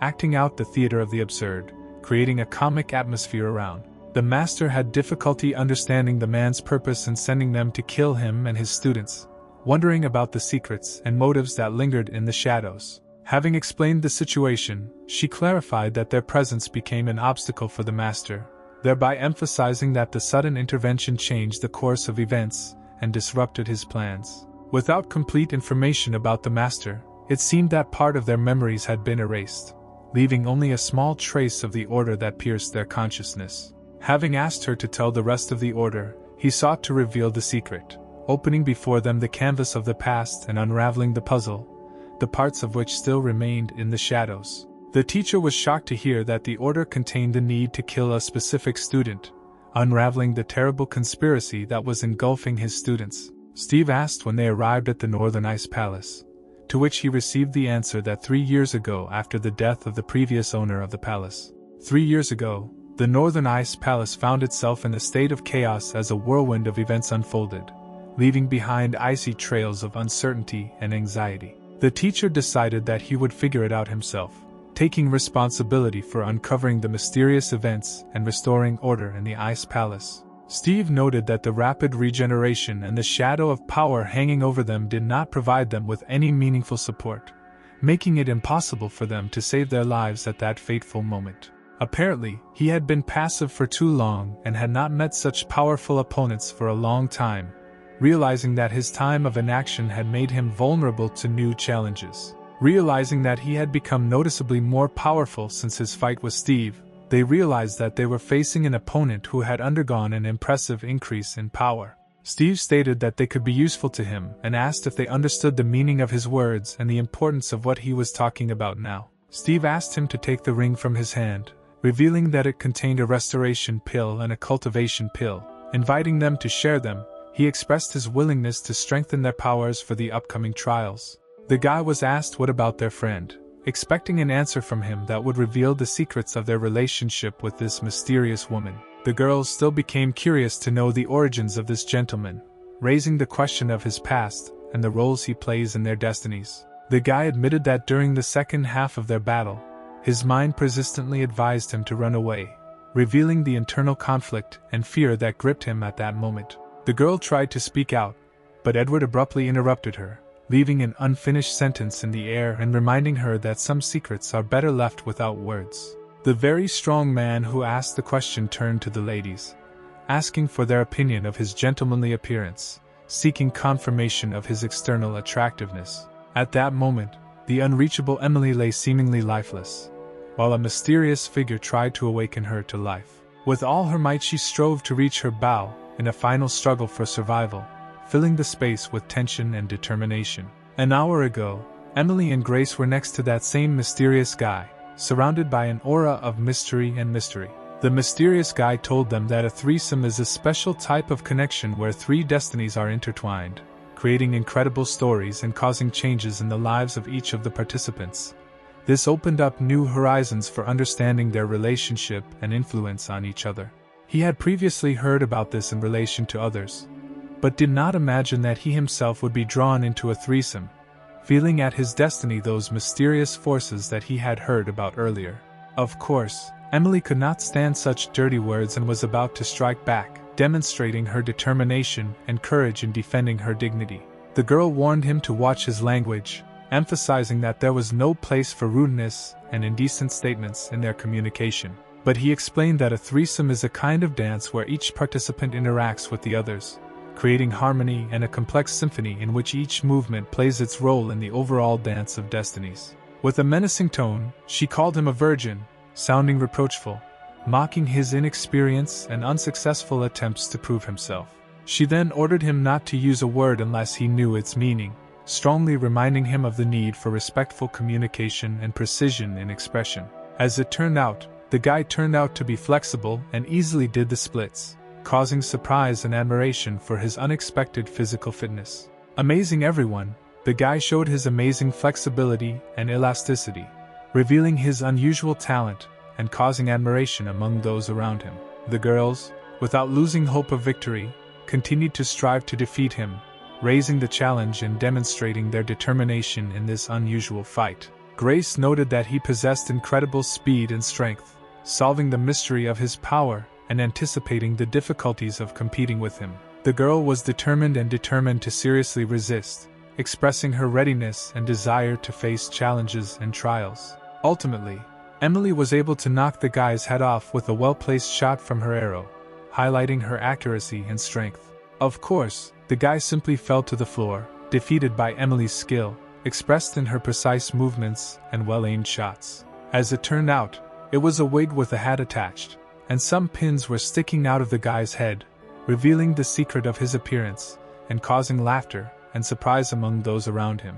Saying that their act was not very nice to them, he expressed his dissatisfaction and emphasized the misunderstanding about the use of such a trick. He flared with rage after they discovered his secret, showing his indignation and annoyance at their ridicule. Grace found herself at a loss, unable to understand what was happening to him, faced with his outburst of emotions and reaction to the revelation of his secret. He then warned that they would pay for this act, hinting at possible consequences and emphasizing that his anger would not go unanswered. Grace asked to leave the close combat to her, expressing her readiness to answer the challenge and resolve the conflict in open confrontation. The guy actually flared up in rage, showing anger and indignation, disturbing the peace and tranquility that had previously reigned among them. Impatient, he did not intend to wait long and immediately launched an attack, expressing his determination and desire to resolve all issues at once. Of course, Grace wasn't going to just stand there either, demonstrating her determination and readiness to respond to her opponent's attack.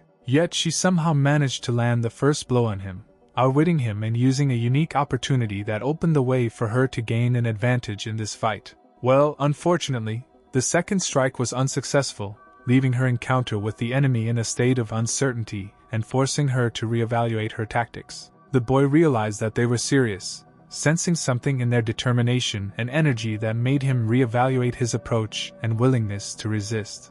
And since he is trying to live up to the image of a gentleman, then he should pay attention to both ladies, expressing politeness and respect for their strength and determination. He stated that they had demonstrated to him their manners as a gentleman, and he needed to work on himself, expressing his readiness for change and recognizing that his behavior needed correction. Then he threw Emily with such force that she almost buried herself under blocks of ice, causing a wave of surprise and concern around her. Stopping in front of her, he decided to finish off the girl, showing his ruthlessness and intention to take the conflict to extreme measures. He still managed to do this, winning this fight and demonstrating his strength, despite the resistance and perseverance of the girl. Grace realized that it was impossible to go headlong against such perverts, realizing the need for a more thoughtful and strategic approach in the fight against their cunning. She noticed that there were people next to her who had not experienced battles.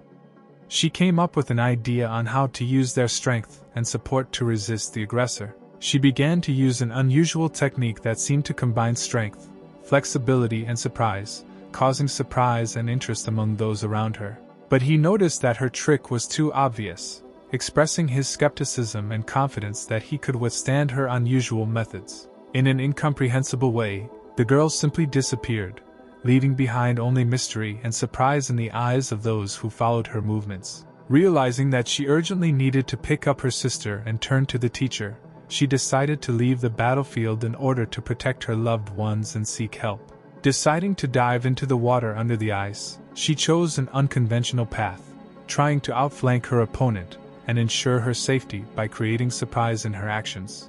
At a completely unexpected moment, a guy appeared from behind and grabbed her, creating a surprise and changing the course of events, forcing her to reconsider her tactics. He saw her surprise, realizing that this was the true power of a person at the peak of emptiness, capable of instantly appearing and acting at the most unexpected moments. Of course, Grace began to lose consciousness, succumbing to the sudden event and feeling the fog in her mind that was ready to consume her. As it turned out, the teacher had been watching them all this time, and he did not expect that this guy would mutate, creating new variables in their fight and surprising even the experienced mentor. In addition, he noticed that today is a full moon, adding an additional element of mystery to the plot and the influence of lunar energy on what is happening. It is unclear for what reasons, but he decided that he would not intervene, leaving all responsibility for the outcome of events in their hands. If they cannot win, then, in his opinion, there is no point in striving for immortality. The guy said that, being a gentleman, he tried to be as caring as possible and reunited them, bringing a sudden resolution to the fight and emphasizing his gallantry. He then drank the restoration elixir and simply walked away, leaving behind a mystery and some bewilderment as he absorbed the power and energy from this mystical event. In an incomprehensible way, Grace began to recover sharply on her own. Internal strength, or the influence of the surrounding atmosphere, supported her recovery. Her gaze was determined and she knew what she needed to do, showing clarity of purpose and a willingness to re-enter the game with complete confidence. She asked him to remember her name well, emphasizing his determination and returning to the game with renewed energy and confidence. Luckily, the girl's technique, called Silent Moon, caused thunderclouds to appear. Now they have a chance to change the situation in their favor, emphasizing the importance of her skill and influence on the world around her. Emily was also determined to end this guy, showing her determination and willingness to stand up to protect her loved ones and overcome sudden obstacles. Emily admitted that this guy was driving her crazy, and now he was finished, expressing her readiness to finally resolve the conflict and put an end to the aggressor. Emily realized that they had to meet with the teacher soon, and they had little time left, emphasizing the urgency of the situation and the urgency of the task before them. Grace understood and took action, demonstrating her readiness for the next step and attention to what needed to be done in the remaining time. In a split second, the boy felt incredible pain, feeling the consequences of the actions that were directed against him, and facing a force that he did not foresee. The girl charged him right below the waist, directing her attack with precision and power that could influence the outcome of the fight and change the course of events. Grace told Emily to take action, giving her the initiative and emphasizing the urgency of their joint efforts to meet the challenges facing them. She had difficulty aiming at one, and she also wondered what would happen if she missed, expressing internal doubts and the difficulty of accepting responsibility for her actions. But she had no opportunity to hesitate, because Grace had spent her strength emphasizing the need for decision and action, even in the face of depleted resources. A split second later, Emily fired, aiming her shot with ambition and determination, creating tension in the air and hoping for the success of this decisive attack. And fortunately, it still went straight to the boy's heart, completing this epic moment and highlighting the successful conclusion of their resistance. She then grabbed Grace and they raced away from the guy, trying to ensure their safety and retreat from the vanished threat. The spiritual energy that the teacher shared with them is spent, and Grace's technique is also at its limit, emphasizing the depletion of resources and the need to recharge before the next stage. He should now lose consciousness for a period of time, emphasizing physical and emotional exhaustion after intense struggle and vigorous action. Emily said that was great, and if anything went wrong she would use the explosives the teacher had given her, adding an element of tension and surprise to their plan. Just then, Steve came up behind them and said that they had pulled it off just in time, creating an unexpected alliance and adding an additional element to the development of the plot. When Emily heard his voice, she was visibly overjoyed, revealing emotions and feelings at the sudden reunion with her ally. She was glad that he had finally arrived, relieved and confident that their team was now complete again. In addition, he also wanted to tear out Grace's spiritual roots, and her mechanical arm almost broke, increasing the tension and creating a new point of tension in their relationship. The teacher began to explain that this time they had not had a very good experience, having stumbled upon a pervert who also offended them by expressing disappointment and dissatisfaction with the current situation.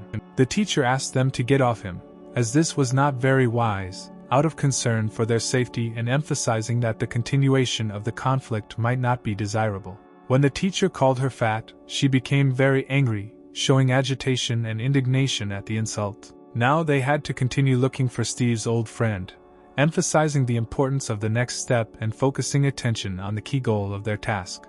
The girl realized that it seemed that they would not be able to save the last hairs of the guy, expressing disappointment and awareness of the loss of an important part for their magical ritual. He would never have thought that in this battle he would not be able to protect the last hairs on his head, expressing surprise when faced with an unexpected challenge. It can be said that they have now become disciples of that gentleman, highlighting the change in the dynamics of their relationship and the transition to a new stage in their journey. Steve begins to say that his friend is not as powerful as he is, but he is immensely rich, highlighting the differences in power and wealth between the characters and the possible impact of this on the development of the plot.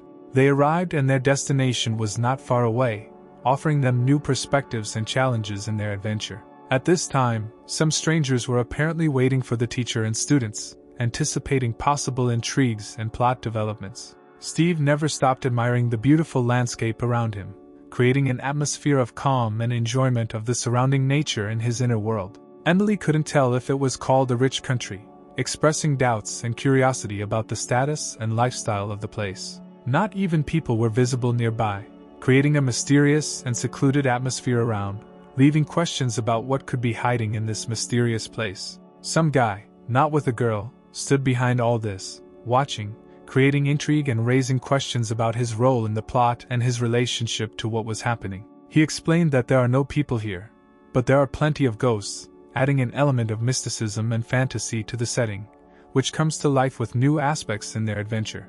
The teacher explained that these are traps for killing people, thousands of them, creating tension and emphasizing the dangers that await the heroes in their new place of adventure.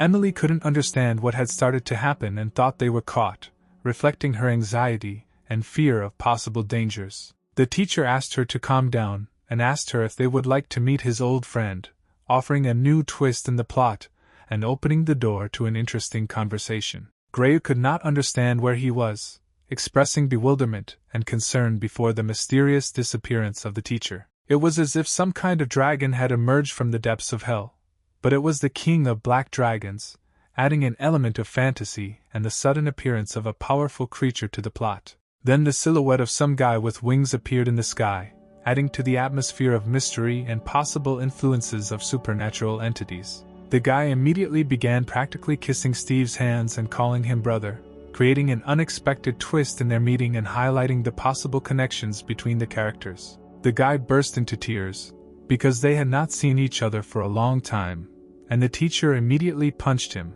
adding an emotional element and a hint of the complex relationship between the characters. Decided to introduce, he explained that these two girls are his students, revealing new connections and relationships between the characters. The guy introduces himself as the king of the black demons, but they can call him William, adding mystery to the event and introducing an element of demonic mystery into the story. At this time, William looked at Emily with interest, hinting at possible relationships and intrigues associated with her character. The guy asked what Steve had in the ring, creating suspense and emphasizing the importance of the item in the plot. The teacher could not understand how Kite got out on her own, finding herself in a difficult situation and emphasizing the mystery of her appearance. The girl asked the teacher for help, expressing her vulnerability and creating an element of tension in the plot. William noticed the double pupils and asked if this was a property of the bag.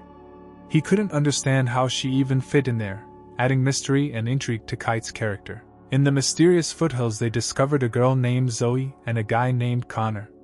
Here, in a secluded corner of nature, their destinies are intertwined, revealing secrets and leaving traces in a whirlwind of mysteries. Noticing the teacher's strange behavior, Zoe noted in surprise how he had just greeted the Black Dragon King and then invited strangers to join him on a mysterious adventure. The teacher, with a solemn look, announced that this was their last chance to avoid irreparable consequences, since his patience was exhausted and on the verge of running out. William, as he began to explain, revealed that despite his millions of years of existence from antiquity to the present day, he had just experienced his virtuoso prime of life, the refined wine, due to his endless longevity. Emily felt deep confusion in this world of diverse stories, where each branch folded into a tangled labyrinth, forcing her to get lost in a multitude of unknown and mysterious things. The girl asked the teacher if he could help them into the Blackwater Abyss, knowing exactly what they needed there. Steve began to explain that it is easy to guess that the one who went to the Dragon Bone Wasteland seeks to discover the Blackwater Abyss. Steve wondered if they were the successors to the master who had left his mark in the wasteland of the Dragon of Bones. This mysterious connection with the past filled the air with an invisible energy that excited each of them. Connor had a hard time understanding why he was having such a hard time holding his tongue. He hopefully that the teacher wouldn't get too angry and give him a punishment. Zoe, looking at Steve with curiosity, could not resist and decided to deepen the question by asking how, in his opinion, Steve was able to sense and understand what was happening. The teacher explained that from Zoya comes the breath of the soul of his old friend. The invisible connection between them permeates time and space. Then the girl began to suspect that perhaps the teacher had knowledge about her ancestors, creating the feeling that he was peering into the past of her family. He made it clear that he had information about the mysterious master, leaving unspoken questions in the air about the origin of this mysterious knowledge. Adding to the mystery, it was revealed that the mysterious master was the grandson of the teacher, revealing another unexpected aspect of their connection. The teacher, having traveled as much as heaven and earth, opened up the prospect for them that in the future he would become the second immortal being in this mysterious world. Realizing that it was better not to think about the eternal circle of life and death, the teacher recommended submitting to the current moment, plunging into it without unnecessary thought. He came to the conclusion that if Steve continues to cultivate immortality, then in a few decades it seems he will have to look for a place in the cemetery. Steve asked if his boyfriend had just cursed him and offered to bet that whoever lost would be the loser in this scenario. He warned Steve to be careful, claiming that the man in question had never lost in his life. Thus, with surprise, it became clear that not only the teacher, but also his grandson, Steve, were people for whom the concept of defeat remained something distant and unknown in their difficult destinies. As it turned out, this mysterious story revolved around Steve's grandson, adding new layers of mystery and fascination to it. Zoe immediately began calling him her grandfather, finding something special and meaningful in this connection for her own path. Arriving at the underground palace, they discovered a place where the secrets of the past and the future collided, meeting in a magical embrace of riddles. William asked the verse to wait a moment, intending to talk now, hinting at an important conversation waiting to happen. Steve began to explain that there was a lot of treasure hidden in this cave, inviting them to go there and take everything they could lay their eyes on. The girl again expressed gratitude to her grandfather, feeling something special and caring in his presence. Connor, for some reason unknown to him, decided to investigate the scent of a black dragon and noted that it was significantly different from the scent of a blue dragon. The teacher felt that Kite was now much calmer, aware of the change in his emotional state. Now, it seemed, the time had come when they could talk calmly, highlighting topics that had long remained in the shadows. It started 3 years ago when William questioned why a certain person was looking for him, trying to move his double pupil. Something unusual happened and the girl announced that she needed to be moved to a safer place, revealing secret aspects of her past. Her name was Rebecca, and she turned out to be one of the 21 best, but fate brought her together with William, opening a new chapter in her life. William could not understand what events could await one of the 21 best, infiltrating their world and changing the usual course of things. Even being one of the 21 best, she realized that she could not deceive fate, and unexpected prospects and challenges could open up before her. Rebecca asked people what the future held for her, hoping to get perspective and advice from those who might be more experienced and wise. Only 3 years ago she was an ordinary girl without any magical abilities, but she and Rebecca turned out to be highly compatible, and now she has become the next carrier of double pupils. The teacher asked the girl if she knew what happened to Rebecca, leaving the question of the fate of her predecessor up in the air. Steve noted that a lot of strange events had been happening lately and asked if William would help him figure out what was going on, leaving the path open to solving the mysterious incidents. Steve began to say that someone was pursuing and killing the best of the 21, claiming that these people had created an icy abyss in the body of his 6th student. This time, upon arrival, he gathered the students of the palace to go in search of the frosty flower. Then he was informed that 3 years ago there was an accident in the palace. Rebecca was injured and withdrew into herself. William said that there was also an incident with a magic castle. A certain man settled among the best, quietly penetrated from the black water abyss, destroyed this castle and freed his brother. However, he was also told that the teacher represented an obstacle to the higher powers leading this institution. Steve stated that the problem is not with him, because after all, he is the best and most handsome guy in the entire universe. The teacher met this unexpected challenge with doubt, facing a secret figure capable of cutting through the magical barriers set even by Emperor Wen himself. Gossip and riddles pierced the air, shrouding their world in mysterious excitement. It appears that the opponent's abilities are on par with those of the teacher, causing him to be somewhat uneasy about the strength of their unknown opponent. Finally, William emphasized that for him, poetry will always be a powerful tool, capable of influencing destinies and leaving a mark in their unusual world. During this time, William shared the story of Rebecca, revealing parts of her past and the bond that grew between them during their journey together. After all, he spent 3 days and nights in a small room with such a beautiful lady, just practicing and deepening his skills. This challenge created some tension in the air, leaving the question hanging over what events would propel them forward and how the two would meet or diverge on their unusual journey. The teacher immediately removed the girl and boy because their presence was causing concern to his friend, in an effort to resolve potential conflicts and maintain calm in his environment. If they have any questions, have them both simply bring them up to William, trying to clarify the situation and resolve any misunderstandings. Connor was slightly confused, having heard all the answers he wanted to hear, and realizing that the nature of the situation might be more complicated than it seemed. The teacher stated that they both should adhere to realism in their historical studies. Despite this, it was important for them to avoid absurdities so as not to tarnish the reputation of the emperor. William promised that he would not reveal details of the affair, trying to maintain confidentiality and respect for privacy. William did not know when he would meet them again, leaving the mystery of the future and the unknown of the time of their next meeting in the air. But he assured that their long life would last millions of years, and they would definitely meet again, allaying worries about a possible long separation. Zoe realized that Steve was the man her grandfather had told her about, warning her that if the Empire was threatened, she should turn to Steve, and as long as he was around, the Empire would survive.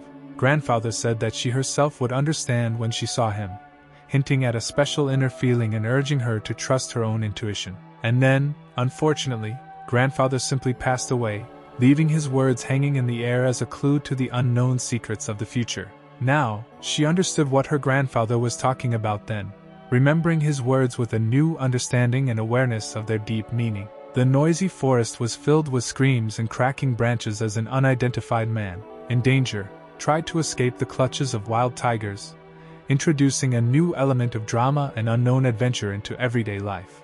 Given his current condition, it will be difficult for him to win, creating additional challenges along the way. He rejoiced at the opportunity to meet his wife and daughter, realizing that today was the day of his death, leaving the shadow of an unknown and uncertain future in the air.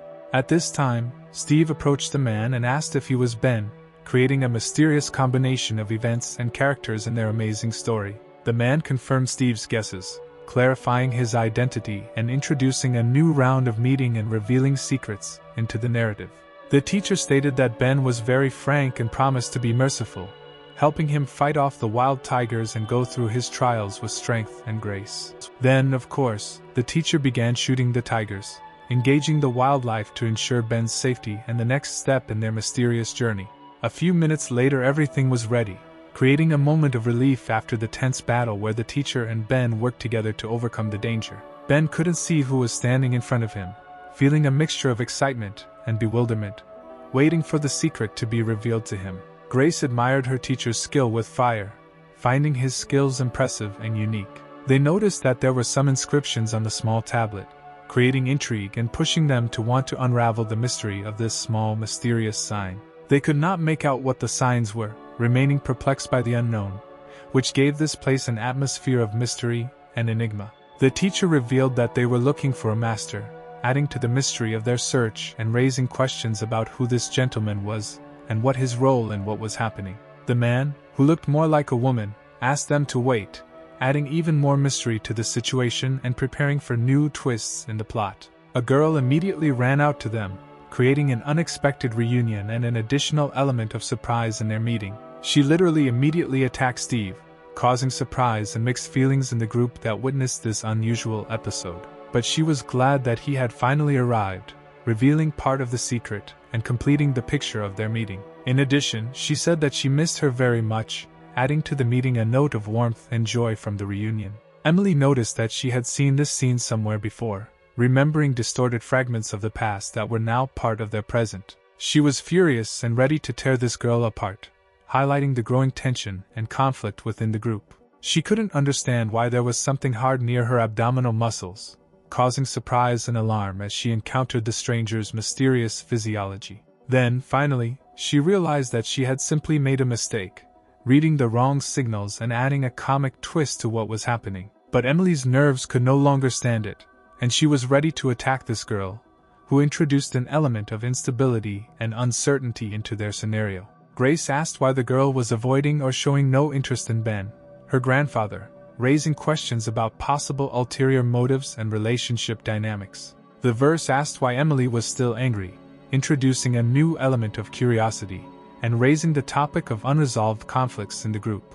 The teacher began to explain that her grandfather was in danger, and if they had not stumbled upon him, worse things could have happened to him, and they also found a sign with her name on it, which added to the mystery of the events. She knew that something would happen to him if this went on, but he did not listen to her, no matter how much she tried to persuade her, creating tension and worry for her grandfather. She began to explain that her uncle's daughter and wife were killed by cruel tigers and he was determined to destroy all the cruel tigers to avenge his wife and daughter, introducing an element of tragedy and revenge into their plot. For some reason, Emily thought that the girl was Ben's fiancée, creating an unexpected twist in the relationship between the characters and adding additional mystery to the scene. She explained that she put the sign in his hand only so that in case of danger, and God forbid, his death, they would know where his body should be taken, revealing the depth of care and forethought.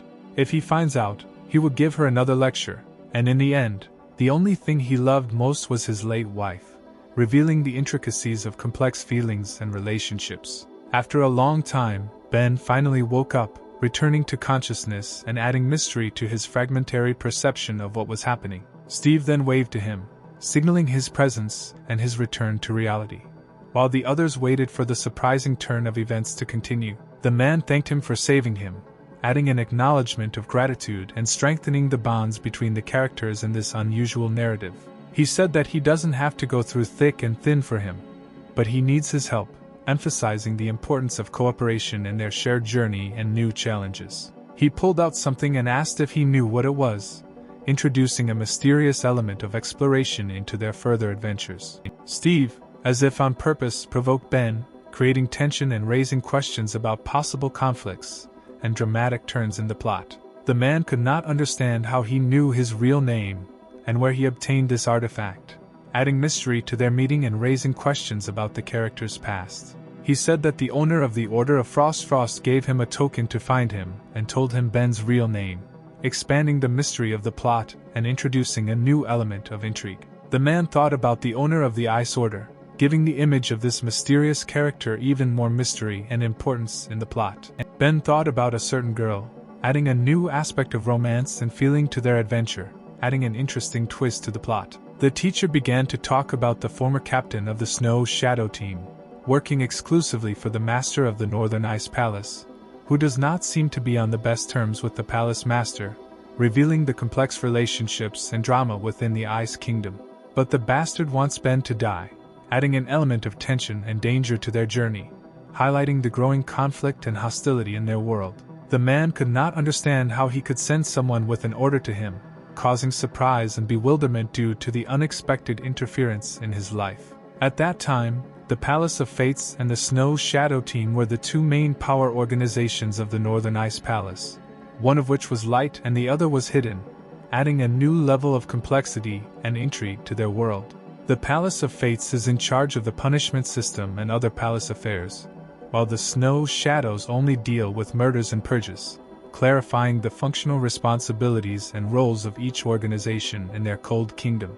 Over the course of a year, something irreversibly changed in Rebecca's soul, and like an enchanted switch, she transferred control of her life to a man whose secret shrouded her essence. Ben recalled how he expressed the hope that they, fighting the mysterious Snow Shadows, would give him an answer about who sent them to attack. The stranger said that the Snow Shadows were released many years ago, and now he believes that he is not supposed to know the details of this event. The secret team Snow Shadow was launched into action, and only members of this mysterious group knew about its existence. The stranger who asked to stay turned to Ben with a request to forget the past, because, according to him, he was already dead to this world. Returning to the past, he found only a few bloody scraps of cloth. The magical weapons had disappeared, and there were no bones of his teammates left at all. Having just returned to the village, he suddenly encountered a tragedy when his wife and daughter were attacked by a tiger. Since then, he has desperately sought to avenge his comrades, but he stubbornly fails to establish contact with the mysterious ruler behind everything that happened. He longed for revenge for his wife and children, victims of that tiger, which became a symbol of his misfortune and an incentive to decisive action. Ben's words about how the man eliminated the Snow Shadow made him suspicious that he was the source of the problems. But in Steve he saw a reliable ally, deciding to trust him in the current situation. Steve asked if it was possible to find a way to meet with the master, in the hope of solving the mystery and being able to resolve the accumulated questions. He could have remained silent, but Steve, originally heading here in search of the gentleman, has valuable information and turned to Ben, intending to inquire in more detail. The teacher invited the man to rest, but he decided to take 2 students with him, intending to figure out the situation on his own. After this, the teacher began to explain the whole situation to his students, revealing to them the secrets and details of what was happening. Grace, having expressed her thought, noted that such a coincidence seemed very favorable and unusual, arousing interest and hope for a successful development of events. Emily, expressing her thoughts, highlighted the possibility that the cruel tigers that bring suffering to people could be part of the man's evil plan. He did not want to personally kill Ben, preferring the secret death of family members to push Ben to suicide. Thus, after completing their brainstorming, the teacher suggested that they just relax and take a walk to refresh their minds a little and enjoy the moment before new challenges. Grace noticed that she preferred to exercise, expressing a preference for an active lifestyle over a quiet walk. Emily, unlike Grace, was forced to join the teacher on a walk, following his instructions. The teacher promised her that after the walk she would be able to choose something from his treasures, instilling in her the expectation of reward for participating in this unusual adventure. Grace couldn't figure out whether the two were enemies, weighing the mysterious circumstances and mistrust between them. During the walk, the teacher, deciding to look into the distance, carefully examined the surrounding landscape, perhaps looking for some signs or clues. At this time, two guys in the distance were fighting for the attention of one lady, creating an unpleasant sight that attracted the attention of the teacher. As they fought, they boasted of their exploits, filling the air with proud words and magnificent gestures. Such a performance made Emily feel uncomfortable, and her contempt for the arrogant praise on the faces of her rivals only grew. Emily did not want to delve into the interests of these men, and did not understand what they had so interesting to offer, remaining indifferent to their arrogant actions. At this time, Emily felt that something special was noticeable in the air, calling her attention and raising the whisper of a riddle. Steve asked those around him if they liked touching him, raising the topic of personal spaces and comfort in communication. Still, Emily admitted that she was pleased to feel Steve's touch, and showed unexpected interest in this moment. She began to slowly sink lower and lower, heading towards her pelvis, creating a mysterious tension in the air. Emily joked, noting that she wasn't slobbering, but was simply testing out how much better Steve's physique was than the guy on stage. As it turned out, all this time the attention of others was focused on what was happening between Emily and the guy. Their actions did not go unnoticed. The teacher simply decided to take the student aside, determined to remove her from the spotlight and prevent further unexpected situations. Emily asked Steve what he thought about how the situation would end once Grace completed her actions. Just at this time, the same girl joined them, creating an additional twist in the plot. She said that Ben wanted to give Steve a big gift before he left, adding mystery and interest to the upcoming event. Steve was looking forward to this gift, excited and curious about what Ben might have in store for him before he left. He would be interested to know what amazing event Ben was planning to pull off, and he couldn't wait to unravel the mystery. However, Ben announced that they were heading in the opposite direction, shattering Steve's expectations and adding to the mystery of the upcoming event. When Steve entered the room, he didn't expect Ben to have such exquisite taste, judging by the unexpected elements in the decor and furnishings. Now Amelia realized what a real arsenal should look like, as opposed to the chaos that reigned in the forge, and she saw that Ben's taste was evident even in the weapons storage room. Ben began to explain that he was holding an armlet that he used when hunting packs of tigers for defense and attack, revealing past exploits and experiences, and having asked, offered her the opportunity to put the armlet on his arm, implying that this could be an interesting and exciting experience. Emily noted that it was a very heavy item, noting the weight and strength of the armlet, which added even more importance to it. Emily couldn't understand why Grace couldn't do it on her own, wondering how difficult it was to put on the armlet. Emily really struggled with the thing, showing awkwardness and discomfort when trying to put the armband on. Steve asked if Ben had blueprints for the armlet's design, expressing interest in how it was created. When they are finished, the teacher will take this armor to the Wanderer at the Sage's Forge, and they will receive a high-grade version of it, building anticipation for future upgrades and adventures. The teacher announced that it was time to leave, emphasizing the urgency of the next stage of the adventure. Ben asked Steve to take care of himself and assured him that he would expect good news from him, expressing his concern and hope for a successful continuation of the journey. At this time, the girl was sleeping peacefully in her room, unaware of the events and adventures unfolding in her absence. She couldn't understand what kind of pervert dared to climb into her bed, encountering something unexpected and amazing. Seeing the face of this pervert, she was amazed and surprised, faced with an unexpected appearance. As it turned out, it was Steve, and she used the technique he had previously taught her, expressing her joy at the meeting and the successful implementation of the skills she had learned. She said that he remained the same as before, always loving to hang out in other people's beds, creating a slight irony for his habits. She asked who had previously hidden under her covers and ran off to spend 3 days and 3 nights in Rebecca's bed, emphasizing the fun and surprise of past adventures. He asked his sister to be quiet, taking care to maintain secrecy and avoid unnecessary noise. She was surprised that he had a person whom he was afraid of, because this was something unusual and rare for her. They were all already in the palace, and the guy introduced himself as William's brother, also being a former friend of Rebecca, creating new complications in their relationship. The man heard Deborah say that they all wanted to see him, creating some mystery and interest around his identity. The teacher began to explain that they were traveling, passing through the snowy plains of the Far East, and decided to look at them. He pointed out that Rebecca was currently in seclusion, adding to the mystery of her whereabouts.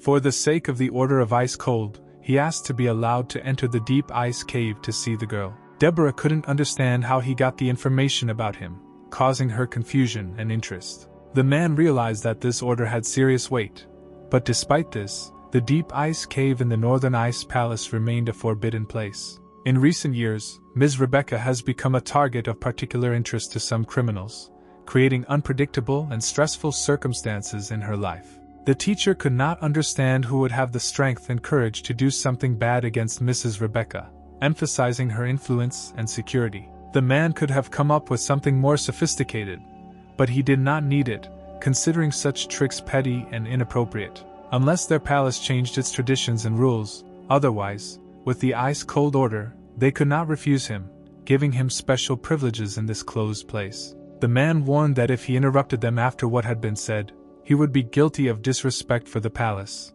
emphasizing the importance and sacredness of the topic under discussion. Then, with a polite smile, he turned to the captain and one of the men, begging them to lead the guests on a journey filled with mysteries and unexpected discoveries. The captain strictly insisted that all guests submit their magical weapons and rings for a detailed examination, after which they could follow her, ready for new adventures. The man argued that since the three did not turn out to be dead, it spoke of some kind of mystery or fateful intervention, which forced him to continue to unravel the mysteries of what was happening. Now, walking together, they reached Rebecca's house, where there was an aura of anticipation in the air, the place itself hiding the key to unraveling their adventures. Angry to the extreme, he declared that he would send them all to the very heart of hell if they failed to reveal the mystery facing them. The captain, looking at the incredible events, warned him, advising him not to touch anything and not to deviate from the right path, emphasizing the importance of caution on this mysterious journey. Aware that there could be traps lurking everywhere that could devour them, he consciously accepted the burden of responsibility for the lives of his companions, trying to avoid invisible dangers. Emily was amazed at the variety of forks in this place, but the captain intervened in her surprise, confidently heading in the right direction, as if he knew every turn of this mysterious labyrinth. As it turned out, the master she was striving for was Rebecca herself, standing at the center of mysterious events where the paths of their destinies converged. Emily noticed the absence of a teacher around, and turning to the captain, she explained that her careless act was just an accidental stumble, hiding the true nature of her action. Emily began to express her complaints, claiming that they had already been walking for half an hour, emphasizing her anxiety in the face of endless paths and unknown dangers. Emily admitted that she accidentally stepped on her master's foot, and feeling embarrassed, she sincerely apologized for her careless action. The teacher begged her to be extremely careful, reminding her that her fate was connected with the fate of everyone, and if everyone died, she would fall into an insidious trap. She was left bewildered, unable to understand why Steve had suddenly shown such humanity and kindness while worrying about the change in his behavior. Emily frankly asked where Steve had gone, expressing her unwavering curiosity about his mysterious disappearance. She expressed a request not to cling to her, feeling a growing uneasiness from the intrusiveness, and insisted on her personal spatial independence. Or she could not comprehend why it suddenly became so cold around her. The invisible hand of nature squeezed the heart of her sensations. Deborah began to explain that they had almost reached the fisherman's place, emphasizing that the closer they got, the lower the temperature would be. The winter darkness enveloped them in the arms of a freezing wind. The master assured them that he was willing to share his spiritual energy to prevent them from freezing, creating an invisible shield against the icy cold that threatened to engulf them. Finally, they reached a place where they were asked to be quiet, warning that any unnecessary noise could lead to trouble, as if the place was a real zone of mystery and danger. Rebecca pleaded not to be rude to the guests, feeling that even in the shadow of mysterious events it was necessary to maintain elements of respect and hospitality. She instantly recognized the teacher and asked if he had come to her on some special matter, feeling that the meeting was not accidental and carried a hidden meaning. He replied that it was nothing special, he just hadn't heard from her for a long time and decided to find out if she was alive, trying to unravel the mysteries of time and distances. She claims that she is still alive and well, exuding confidence in her vitality, having answered the question of time with her unwavering spirit. The captain announced that for the sake of safety, the girls should keep such guests at a distance, emphasizing the need for caution in an environment of secret intrigue and unexpected dangers. She suggested that these guests simply be on the other side while the girl could approach her, creating a visible separation between the worlds of mystery and normal reality. Rebecca noted that she had not seen the girl for a long time, and inquired whether she had gone through the stage of transformation, then, invited the girl to sit down, creating an atmosphere of trust and friendly conversation. Emily glanced over, noticing that they looked somewhat strange and unnatural. Her sense of intuition told her that something mysterious was hiding behind these guests. The man accompanying them took on the role of narrator, telling how the lady and the girl, so close before, became isolated after that incident that happened 3 years ago.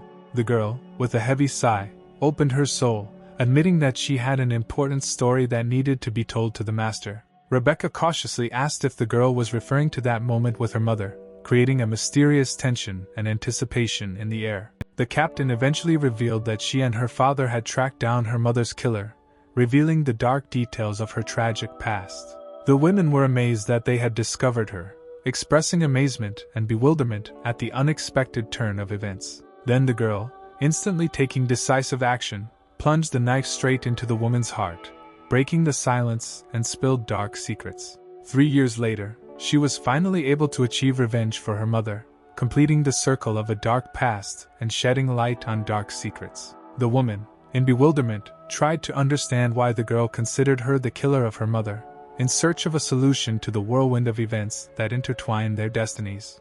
Deborah, breaking the silence, began to reveal that her father told her the whole truth, blaming the girl for the death of her mother and accusing her of murder. The girl recalled the moment when her master, or in other words Rebecca, was introduced to her, feeling how the past and present were intertwined in a complex network of judicial ties. At first glance, the woman turned out to be not only extremely sweet, but also friendly, creating the illusion of calm within the gloomy whirlwind of what was happening.